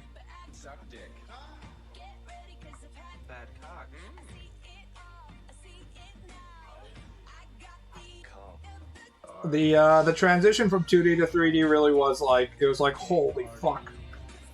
Video games are real now! This is just like real life, guys. Look at those pixels graphics. Oh my god. It's literally, you can't tell the difference from this in real life.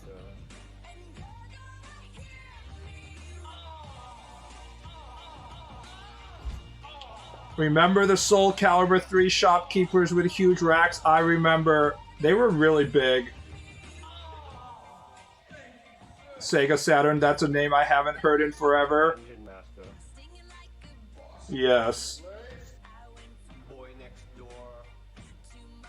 Gay website. Remember Sonic Adventure 1, guys? Coming. Boy Master. Dick. Suck dick. Bad cock. Calm. Artists.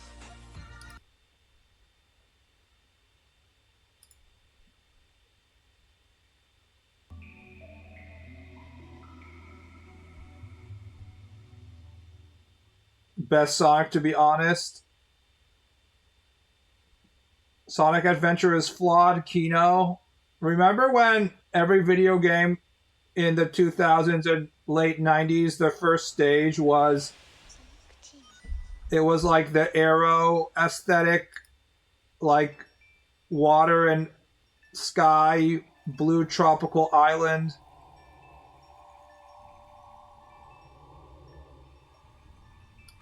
This was Sonic Adventure 1's intro, by the way, and my mind was fucking blown.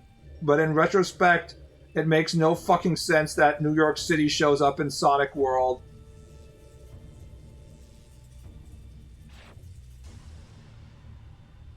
Blue Ocean era, yeah, in a literal sense. Remember how people were freaking out about Mario in New York City in Mario Odyssey? If you think about it, Sonic was doing that in Sonic Adventure 1, like 15 years before Mario. Sonic versus giant water monster. Now that's like some Frutiger era aesthetic right there, even for your monster. Devs showing off water physics. Yeah, they were like, oh my god, look what we can do with water physics. It's so amazing.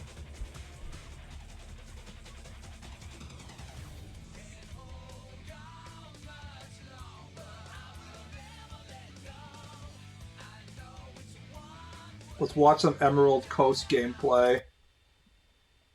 Remember Action Stage 1 Emerald Coast?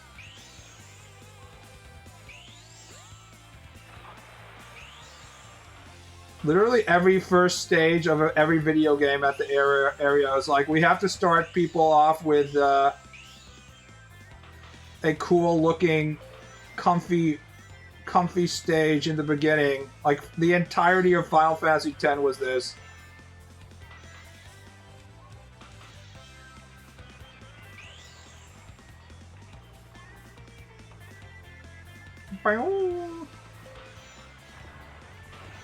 And then as a kid, like, when you're like, oh my god, the orca is chasing you as you run, that's insane! Ah, the good old days.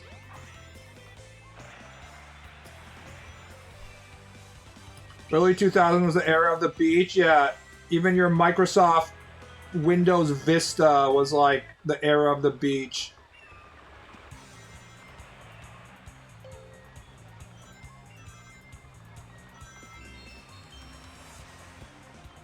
Things had color and clarity to them.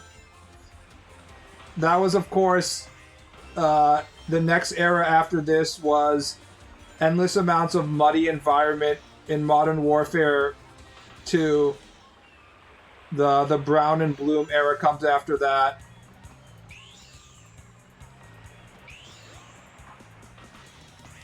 Jump on panel number 1. It will take you to panels 2 and 3. Jump as soon as you land on a panel or else you'll fall. Now we have 2 Sonic live action movies. At least the autists are being fed. Someone's got to feed the autists.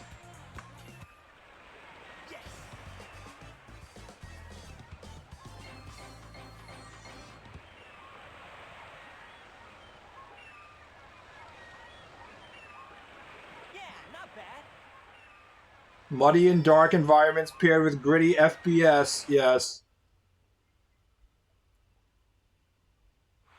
I mean, Modern Warfare was a huge revolutionary game, though. That was another, like, I can't believe this is real at the time video game. Like, I remember being like, is this what war is like? It was not what war was like.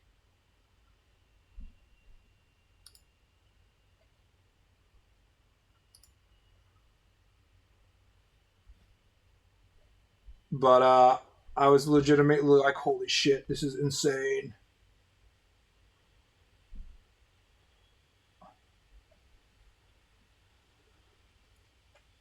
We need to go back to low poly. I mean, that's why the indie scene is so successful right now, right? Like people making Bloodborne cart and shit like that.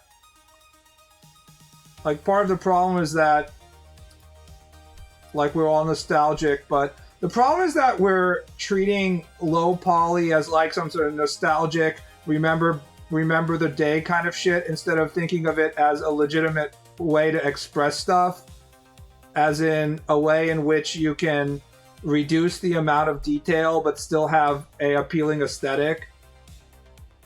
Like it would be like if manga artists were like, oh, after Akira we have to just all be like Otomo and everybody has to like draw a shit ton of details and everything has to be super realistic, but that's not what we got. People understood that you could have this kind of highly stylized art like we got in the 2000s with shit like Saber Marionette J, like I'm drawing right now. But the video game industry, it's not really run by creatives being allowed to do whatever they want. It's being run by corporations who are like, that Call of Duty thing, give me some of that. So, I mean, I guess there's no way to avoid it, but people need to realize that they don't have to spend $100 million on video game development, you know? They could have lower polys, low detail, and just like try and go for a cool aesthetic and try out some interesting game mechanic stuff. I know I'm talking about something that's never going to happen, but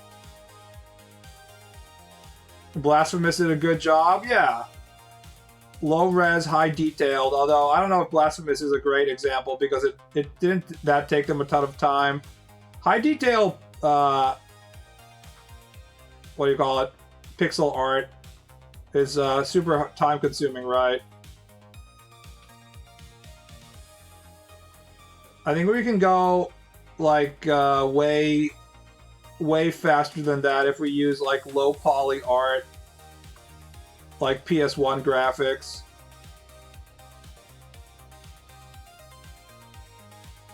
You just need to have a good artistic sensibilities to understand how much detail you need on every single model and stuff. And it can look charming.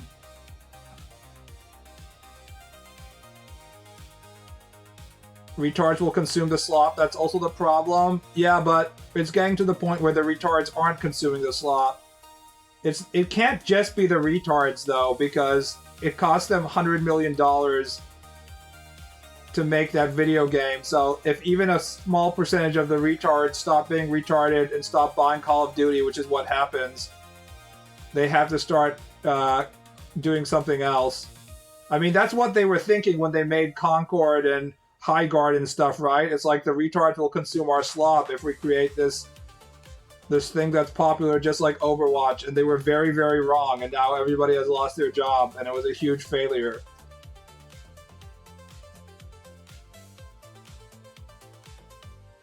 So we have to just hope that the video game industry will actually learn the correct lessons from the current state of flop after flop after flop.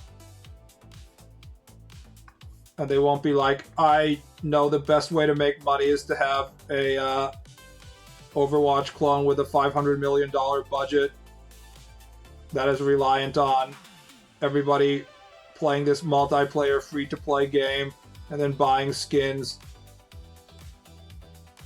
The piggies have been fed the same slop for too long. The piggies will eat the slop until they get tired of eating the slop.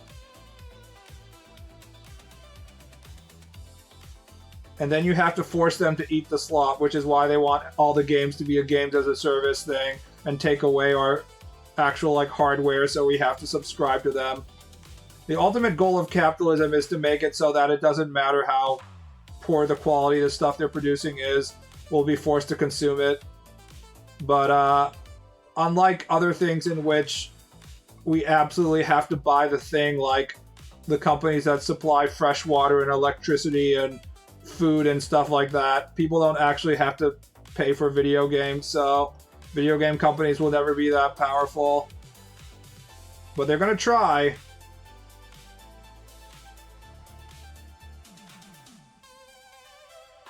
Even Highguard failed. Not even just even Highguard failed. We've had multiple Concord likes.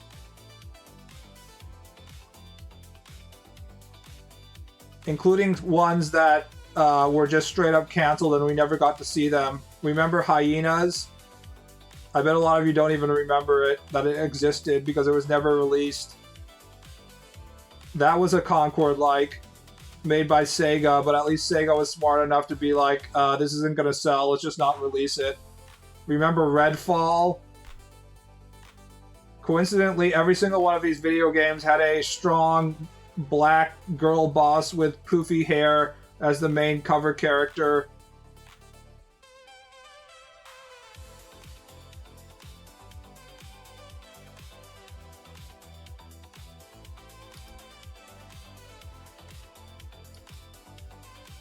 We also have Marathon and Fair Games, both of which haven't even officially came out. This is what the Sony publishers have been working on for the last 15 years or whatever, and there's going to be massive flops as well. So there's been quite a few of these. We've just forgotten them because, you know, we didn't care about them in the first place, which is why they were flops, so...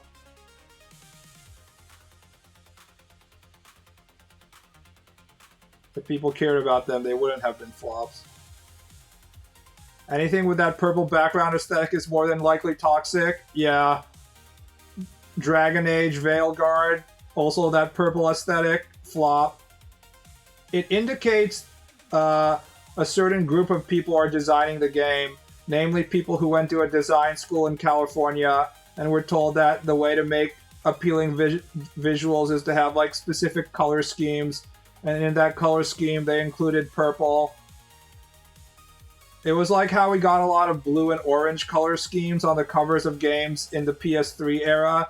Because, again, the same people that went to the same design school were told that you have to have opposing colors. And as long as you had opposing colors, it would be like a successful... So then everything had blue and orange.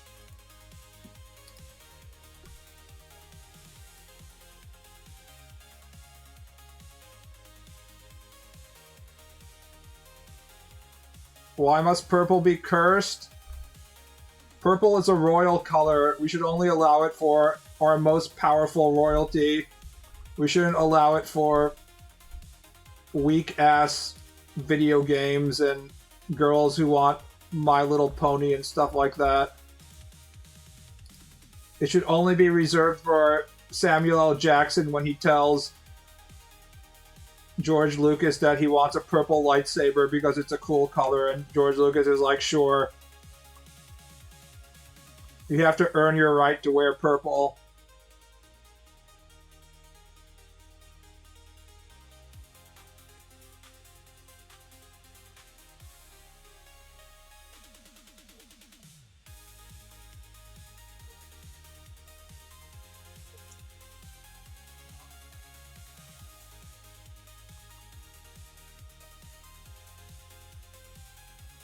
Cal Arts, yes. It turns out that maybe we shouldn't have like a sort of nepotism pipeline in which everybody goes to the same school and then everyone is hired from that same school. I'm pretty sure in Japan, like, people aren't really hired from design schools. They're just like hired in general. You don't hear of, like, there are design schools in Japan, but you don't hear of them getting jobs in video game companies for, like, having, because they have, like, a pipeline relationship. I don't think that exists. Japanese companies are weird that way. They kind of want lower skill workers, and then they want to be able to just, like, mold them in their flavor of that company.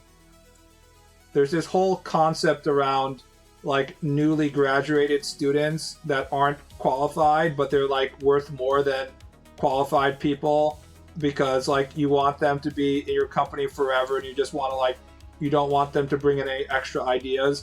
At least this was a thing that was very popular in Japan in the previous versions of Japan, but we don't have that kind of you're hired for life by companies anymore, so maybe that's dying out, but you still hear the term shinsotsu, which is what means like new graduate. If you're a new graduate, they value you more than if you're like an experienced candidate.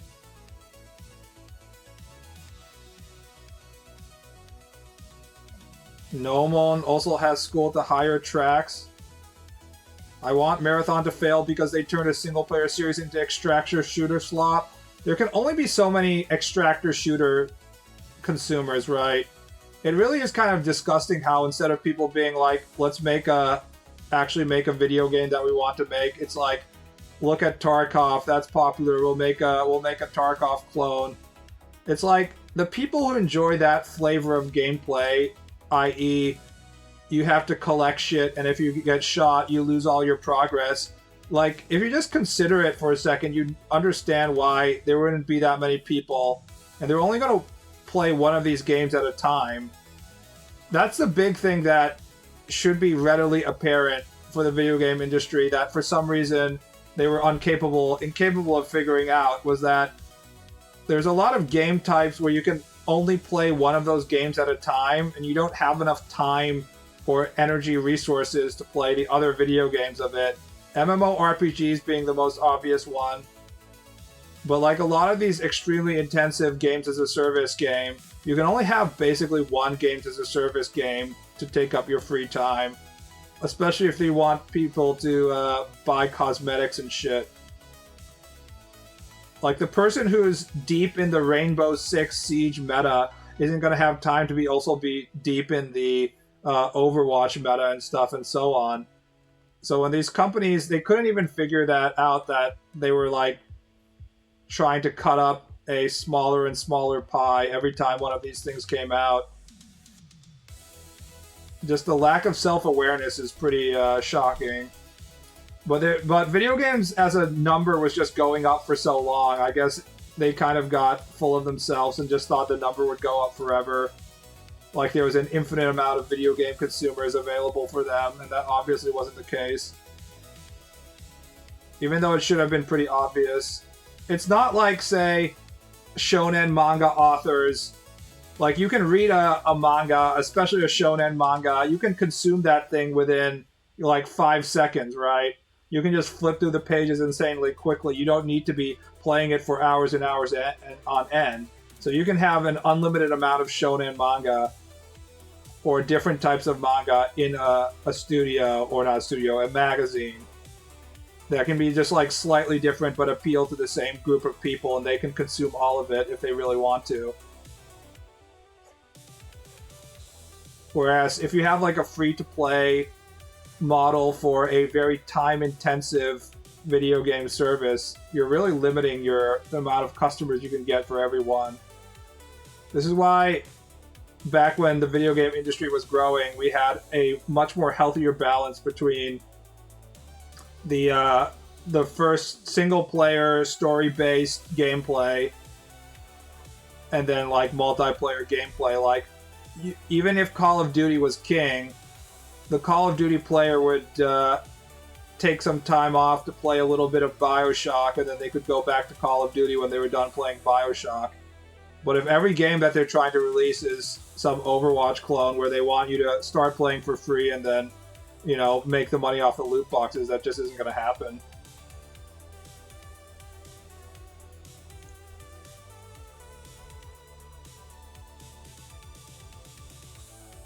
You can consume a lot of high school girl comedy as long as the jokes are good. The fact they hit the same tropes like paint by numbers doesn't matter. If you're talking about jokes, even that is kind of off base. High school girl comedy exists to provide a moment of respite for stressed out, middle-aged salaryman males who just want to come home after working a 12-hour shift and see cute girls do cute things. Even the comedy is kind of secondary.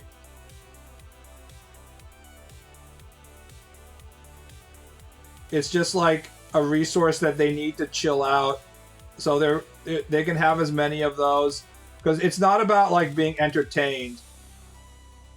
It doesn't need to be something that's new. If you're doing shonen manga, you might have people complain if you have the same plot device as the other shonen manga, but it doesn't matter if there's overlap for these high school girls doing cute things stuff, because people aren't the emotional. See, that's where you have to go down. Like, you have to really break down what the essence of the emotional experience your customer is getting from your intellectual property. Because that's what we're really buying, whether it's video games or novels or movies and stuff. You're getting some kind of emotional experience. And you have to think about whether, if I produce a thing that's similar to this other emotional experience in the same genre, will people be okay with that, you know?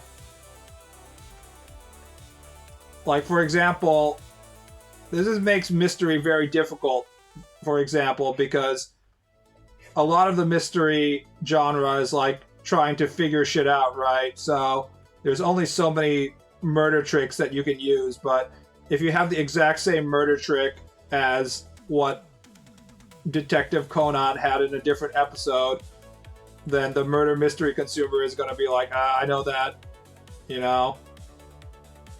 But if you're just producing cute girls doing cute shit, there's no amount of cute girls doing cute shit that will turn off the average anime otaku, because they just want to feel loved by females.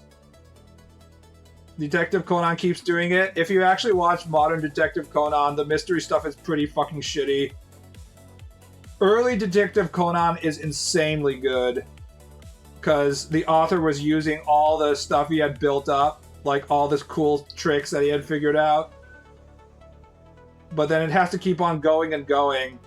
And then I'm pretty sure he hires outside writers, but like the longer it goes, the less stuff they have to mine. And that's just unavoidable. So now the reason that Detective Conan is going is because there's a large female fan base who just like the male characters in it. They're basically doing the cute girls doing cute things, except it's hot guys doing not necessarily cute things, police things. Non-threatening, laid back, a little heartwarming, all wrapped in a cute package. It's like potato chips for the soul. Yeah. So the other thing is, another example of this would be the isekai genre. The isekai genre exists ultimately to distract people from the horrors of their lives by providing disgruntled Japanese salarymen that, even after they die from overworking themselves, they can get, you know, reincarnated in a world where cute girls will like them. So it's essentially a form of religion. It's telling them that, like, no, your life right now might suck, but you'll be reborn next to the hand of God and Jesus in the afterlife, except instead of God and Jesus, you get to go and become a superhero and have a lot of girls like you. But that's why so much of that shit is mass produced, and I don't think most of it makes money, but I guess it makes money enough that it doesn't go extinct. Isekai genre is just revenge fantasy, wish fulfillment. Some themes are universal. Revenge fantasy, wish fulfillment is the most obvious one, but I was watching a YouTube summary of Wuthering Heights, because, you know, it's out. So I was like, oh yeah, let me go over the plot again, because I haven't remembered what it was like since high school. And I forgot that besides Heathcliff being like angry and sexy, a large part of the plot is about Catherine having to choose between her hot, sexy, mean bad boy Heathcliff and her hot, sexy, nice boy, I forgot his name.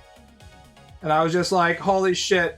The theme, it literally never changes for female media. Over hundreds of years, it's always the fucking same. It's always,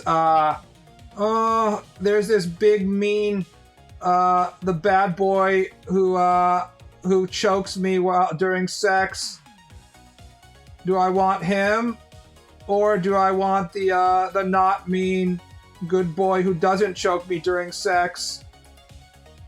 The eternal debate for females. Both of the guys are attractive and rich in general. In the case of Heathcliff, he's not rich yet. He gets rich later.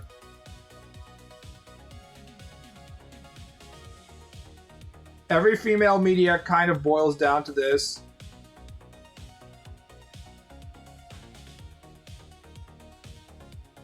Are you going to see this horny adaptation that misses the entire point? No, I will not.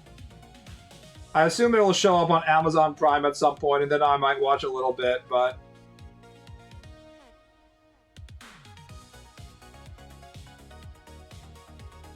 It's rich guy versus bad boy. In many cases, the bad boy isn't necessarily disqualified from being a bad boy just because he's rich.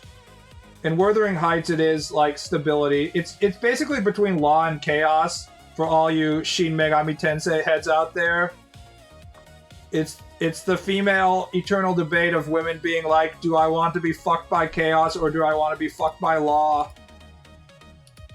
And usually the answer is they want to have sex with chaos and then get impregnated by chaos and then marry law so they have a stable environment to raise the baby, which apparently is something that has been confirmed in real life as well, horrifyingly to men. Isn't there like a whole terminology about this where it's like she wants the genes from like the bad boy, but she wants the stable male for raising the child? It's basically that whole genetic urge broken down into a subgenre of choking, yes, but sex is where I draw the line. Apparently that's also the way it is in Wuthering Heights as well. Because apparently the author had probably never had sex her entire life. She was a virgin just like me. This was another one of those, like, virgin writing virgin stories. Heathcliff, he's stacked, no cap, wilted rose emoji.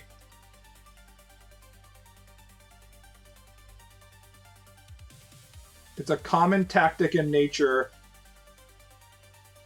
Women just be like, I'm gonna get fucked by the bad boy penguin and then have my chick be raised by 2 gay male penguins instead or something like that. Chaos, I'm here to kill chaos. Unfortunately, we don't have the Jack emoji active in this chat. Concealed ovulations. Humans are some of the only primates that have it. The cucking is genetically built into our physiology, unfortunately. Realistically, there's no benefit for the NTR Chad to send you a 4K high-definition video letter showing him fucking your wife. But, Chad is a great guy, so he does it for you. Hey, Otaku-kun, I'm fucking your girlfriend right now, and you're like, no, I must masturbate. Where's the source for wanting bad boy genes? I don't know. This is all, like, folklore, really. This would be considered to be completely unscientific if women didn't keep on confirming it in their popular media every single day. Because we couldn't possibly do a study now that Ashley Madison has been hacked and taken offline. If Ashley Madison was still alive, then perhaps we might have been able to do a study, but unfortunately it's gone.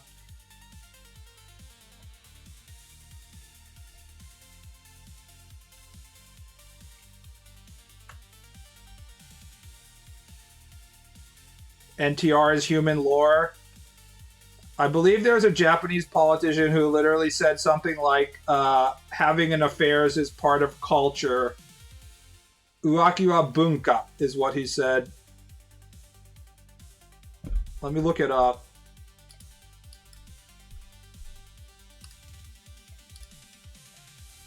This did not go down very well with his voters. Uaki wa bunka. Hatsugen.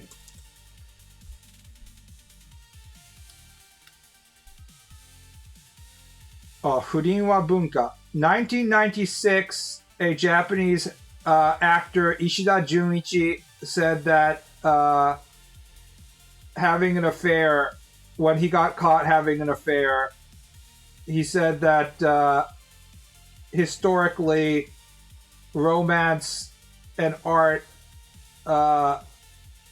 is born out of having infidelity.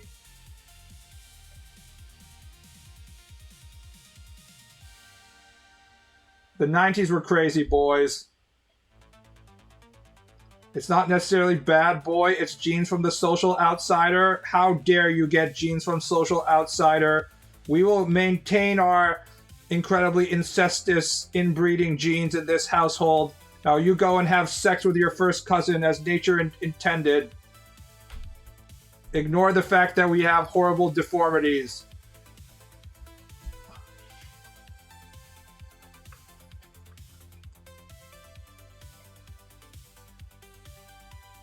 French prime ministers used to have mistresses and it was accepted. France used to be a proper country. Traditional French pill.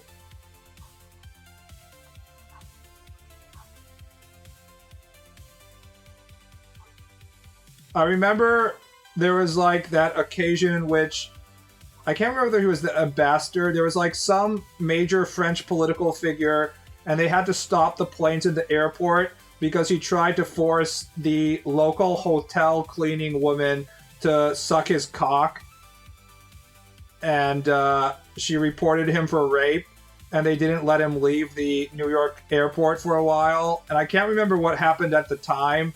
I think he was able to get out of it for a while at the time.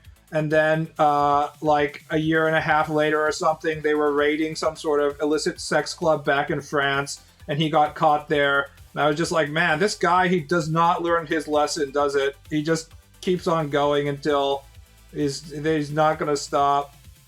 But, you know, it was France, so I wasn't surprised in the least. They just can't help themselves.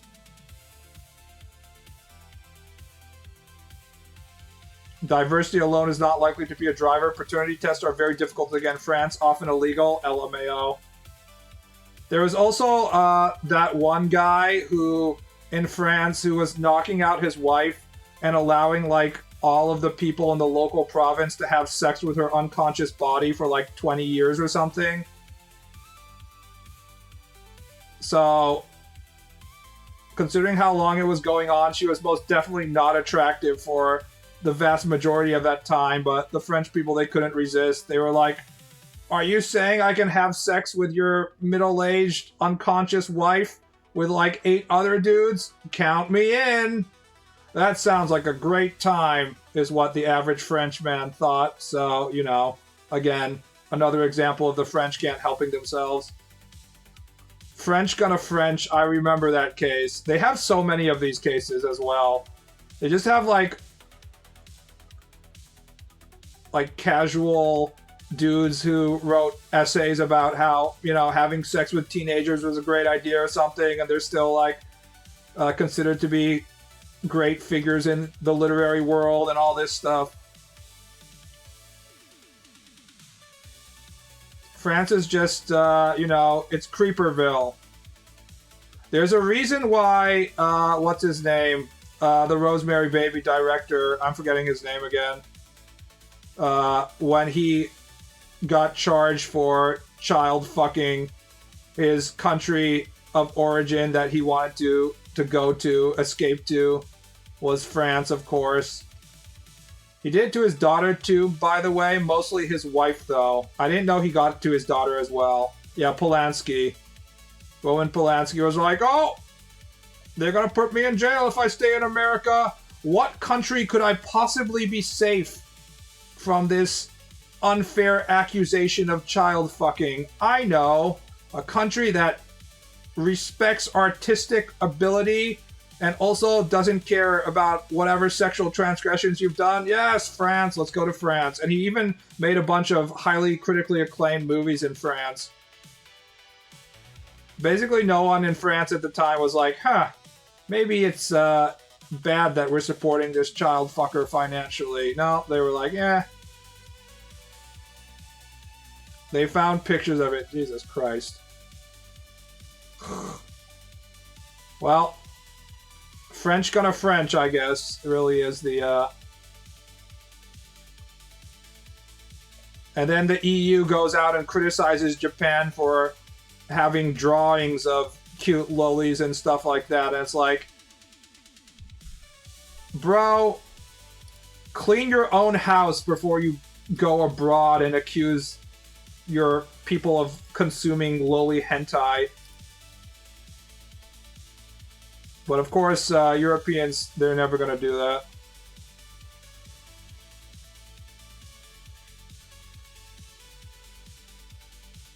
All the wine, cheese, and butter. Are those all aphrodisiacs? I'm pretty sure Americans consume a shit ton of butter, but I don't think that's acting as an aphrodisiac.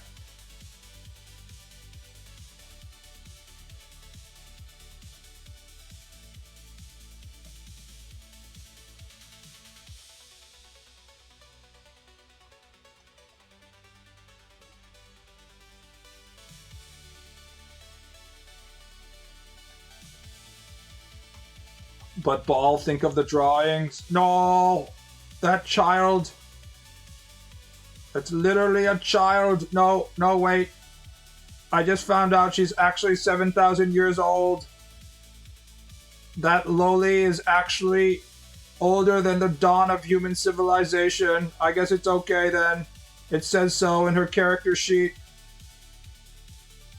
Oh, no, wait. Someone erased some of the numbers. Now she's 10 years old. I guess it's illegal now.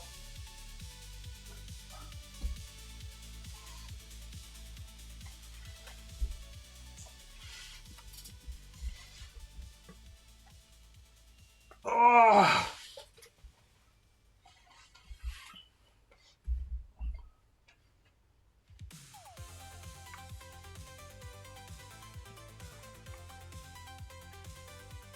We should just pass a law saying that it's okay to jack off to lolis as long as they have massive fat cow tits. Just boobs the size of their head. This will cause all the lolicones to commit suicide. They're like, no, I can't jack off to these giant titty lolis. A small percentage of the lolicones that are okay with big titty lolis will be okay, but a huge percentage of them will be in no jack off land. The thing about the Japanese people is that if like you ban specific types of art styles, they'll just draw them themselves, because like basically everybody can draw at like a low level in Japan if you're even slightly a otaku. Lakari don't care.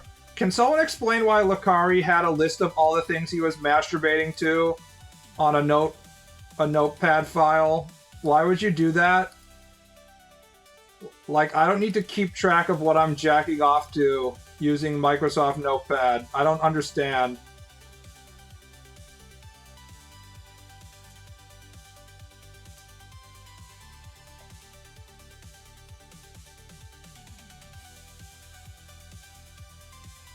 Saves the links for future use. In case he forgot.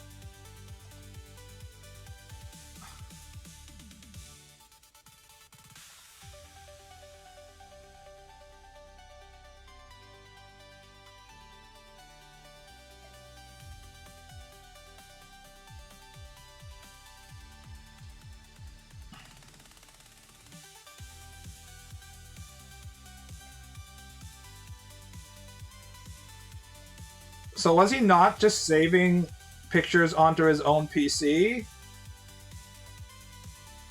Was he looking at like literal child porn that would get him arrested, so he didn't want to like save the pictures on his PC and he thought that would protect him? Like, I don't get it. Couldn't he just have like bookmarked the page or like downloaded the pictures or something? Just the notepad setup just seems such a like a weird concept. I just don't get it. Think he only got a week ban. I mean, I guess I shouldn't be laughing at him considering I have lots of gigs of porn on my PC and sometimes I leave my pages up when I'm going through like Microsoft Explorer tabs, and there's like nipples there every once in a while, but I try and turn all them off. He also has 3 terabytes of that stuff. See, now that's a porn addiction right there. There's no way he even has enough time to even look at all that stuff. I only have like 500 gigs of porn, and that's after collecting porn since I was in college in the 2000s.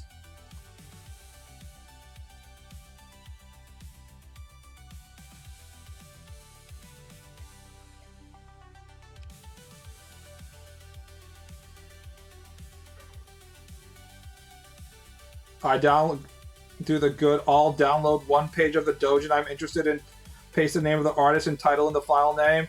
I always try and download the entire doujin because you never know when these things will become unavailable.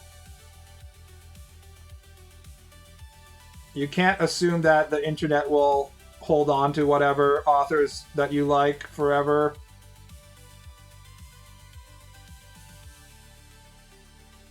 This stuff disappears. No viz right. Mine is low quality doujin scans. I don't have any 4K video at all. So yeah, I don't have 3 terabytes. Video quality is, if you really want the high definition quality, I'm sure it takes up a ton of space pretty quickly.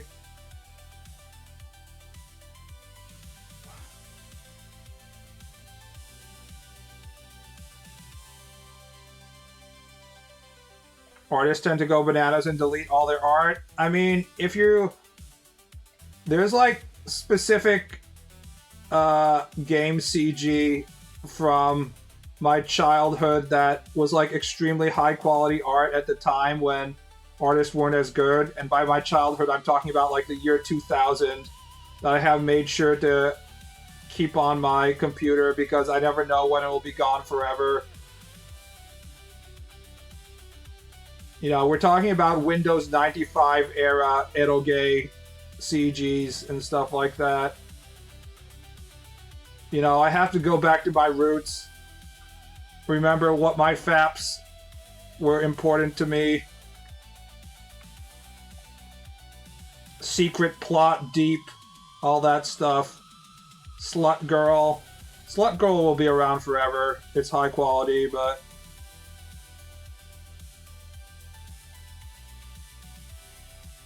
Many good doujins have become lost media because no one saved them. Exactly. It's up to us to protect the intellectual property of the internet.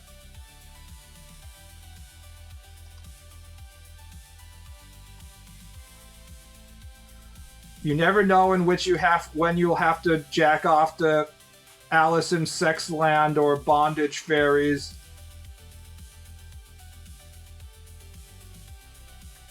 You can't assume that you'll be able to find bondage fairies forever. Slut Girl has endured the test of time. I didn't know this, but that author was a Square Enix character designer artist before he started drawing porn. And then obviously he's done stuff after Slut Girl as well, so...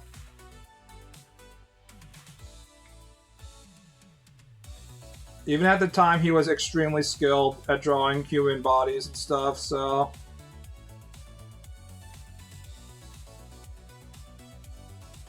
Women just read bodice rippers and monster fucking? Well, the thing is, I'm sure there's a lot of Harlequin novels that have been lost to time and haven't, you know, been properly conserved as well, so... Hopefully, the women are also saving their content.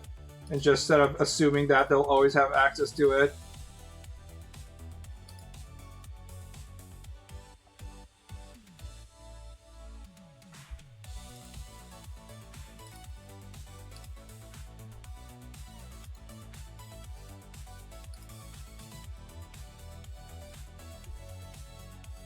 I have been trying to get my mitts on physical copies from collectors. Because, like, Harlequin stuff was considered to be just, like, complete smut, you know, trash paperback material, right? So I'm sure a lot of that shit was not properly conserved.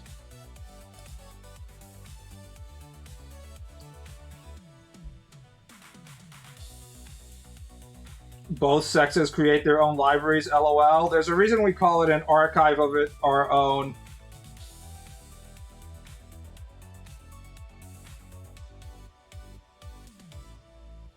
$10 million pages of supernatural fan fiction. Manga Dex is probably on its last leg, slightly going corporate this year. Whatever you do, don't assume that whatever storage of hentai that you will go to as your primary source is going to be there forever. E-hentai is still like one of the best sources for everything, but that as well, you have to, you know, download what you like. You can't assume that it will be there forever. It just won't.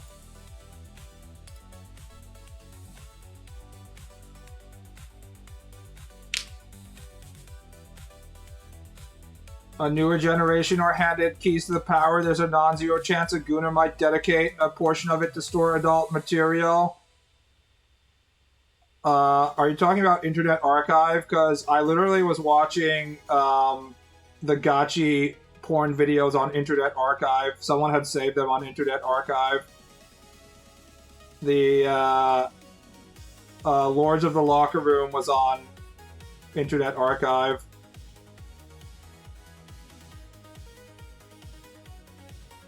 It was a lot of gay sex, to be honest. The wrestling wasn't very high quality. Except for Billy and this one young guy you don't see meme very often. Oh, storing porn in Library of Congress? I mean, it should be. How do I know what happens in Debbie Does Dallas if it's not stored in Library of Congress? Does Debbie truly do Dallas? Or does the Dallas doing Debbie not get done? We don't know. I remember you watching one of those years ago. You sent me the link. I was basically looking through the entire Billy gay porn movies to see what he was actually doing. Some of that shit was like incredibly surreal. I was surprised to find out gachi is just really hardcore gay sex and not like ironic. It only becomes ironic through the power of the internet. We're the ones that make it ironic. Or ironic heterosexual ejaculation to homoerotic material makes it extremely ironic. My dad has a book in the Library of Congress. It's automotive engineering. Unfortunately, all our automotive engineering advice is not being followed as we try and replace it with shitty electric cars.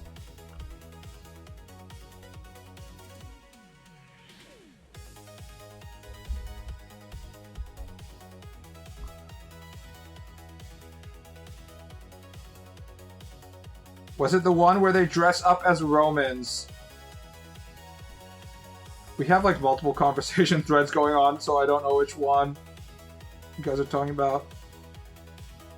There was Lords of the Locker Room and Internet Archive. There was one in which I think they were doing like Caligula or something. There was some gay porn Roman one.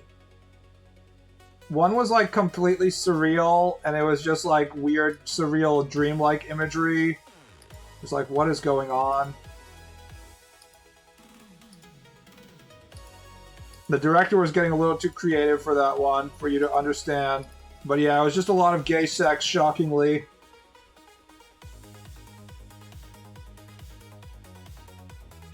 Penetration is the cherry on top of all the sadomasochism. As fellow heterosexual men, we all know that male-on-male power structure is the core of our gay porn.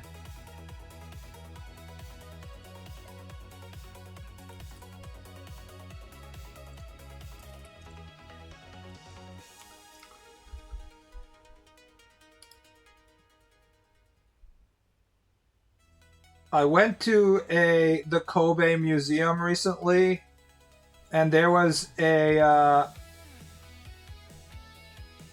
huge like surrealist modern art exhibit of there was a painting of this Mishima Yukio homoerotic masturbation scene that he took himself, and someone had painted the Mishima Yukio version of it with like a bunch of other stuff in the background, but instead of him just like coming, he was like staring directly at you, the viewer.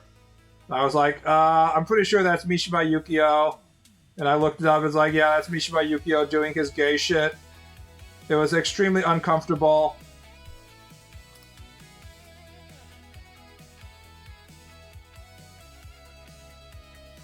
Gay icon? No, he was being very heterosexual. He just liked engaging in manly practices such as gay sex and seppuku and coups of the Japanese army.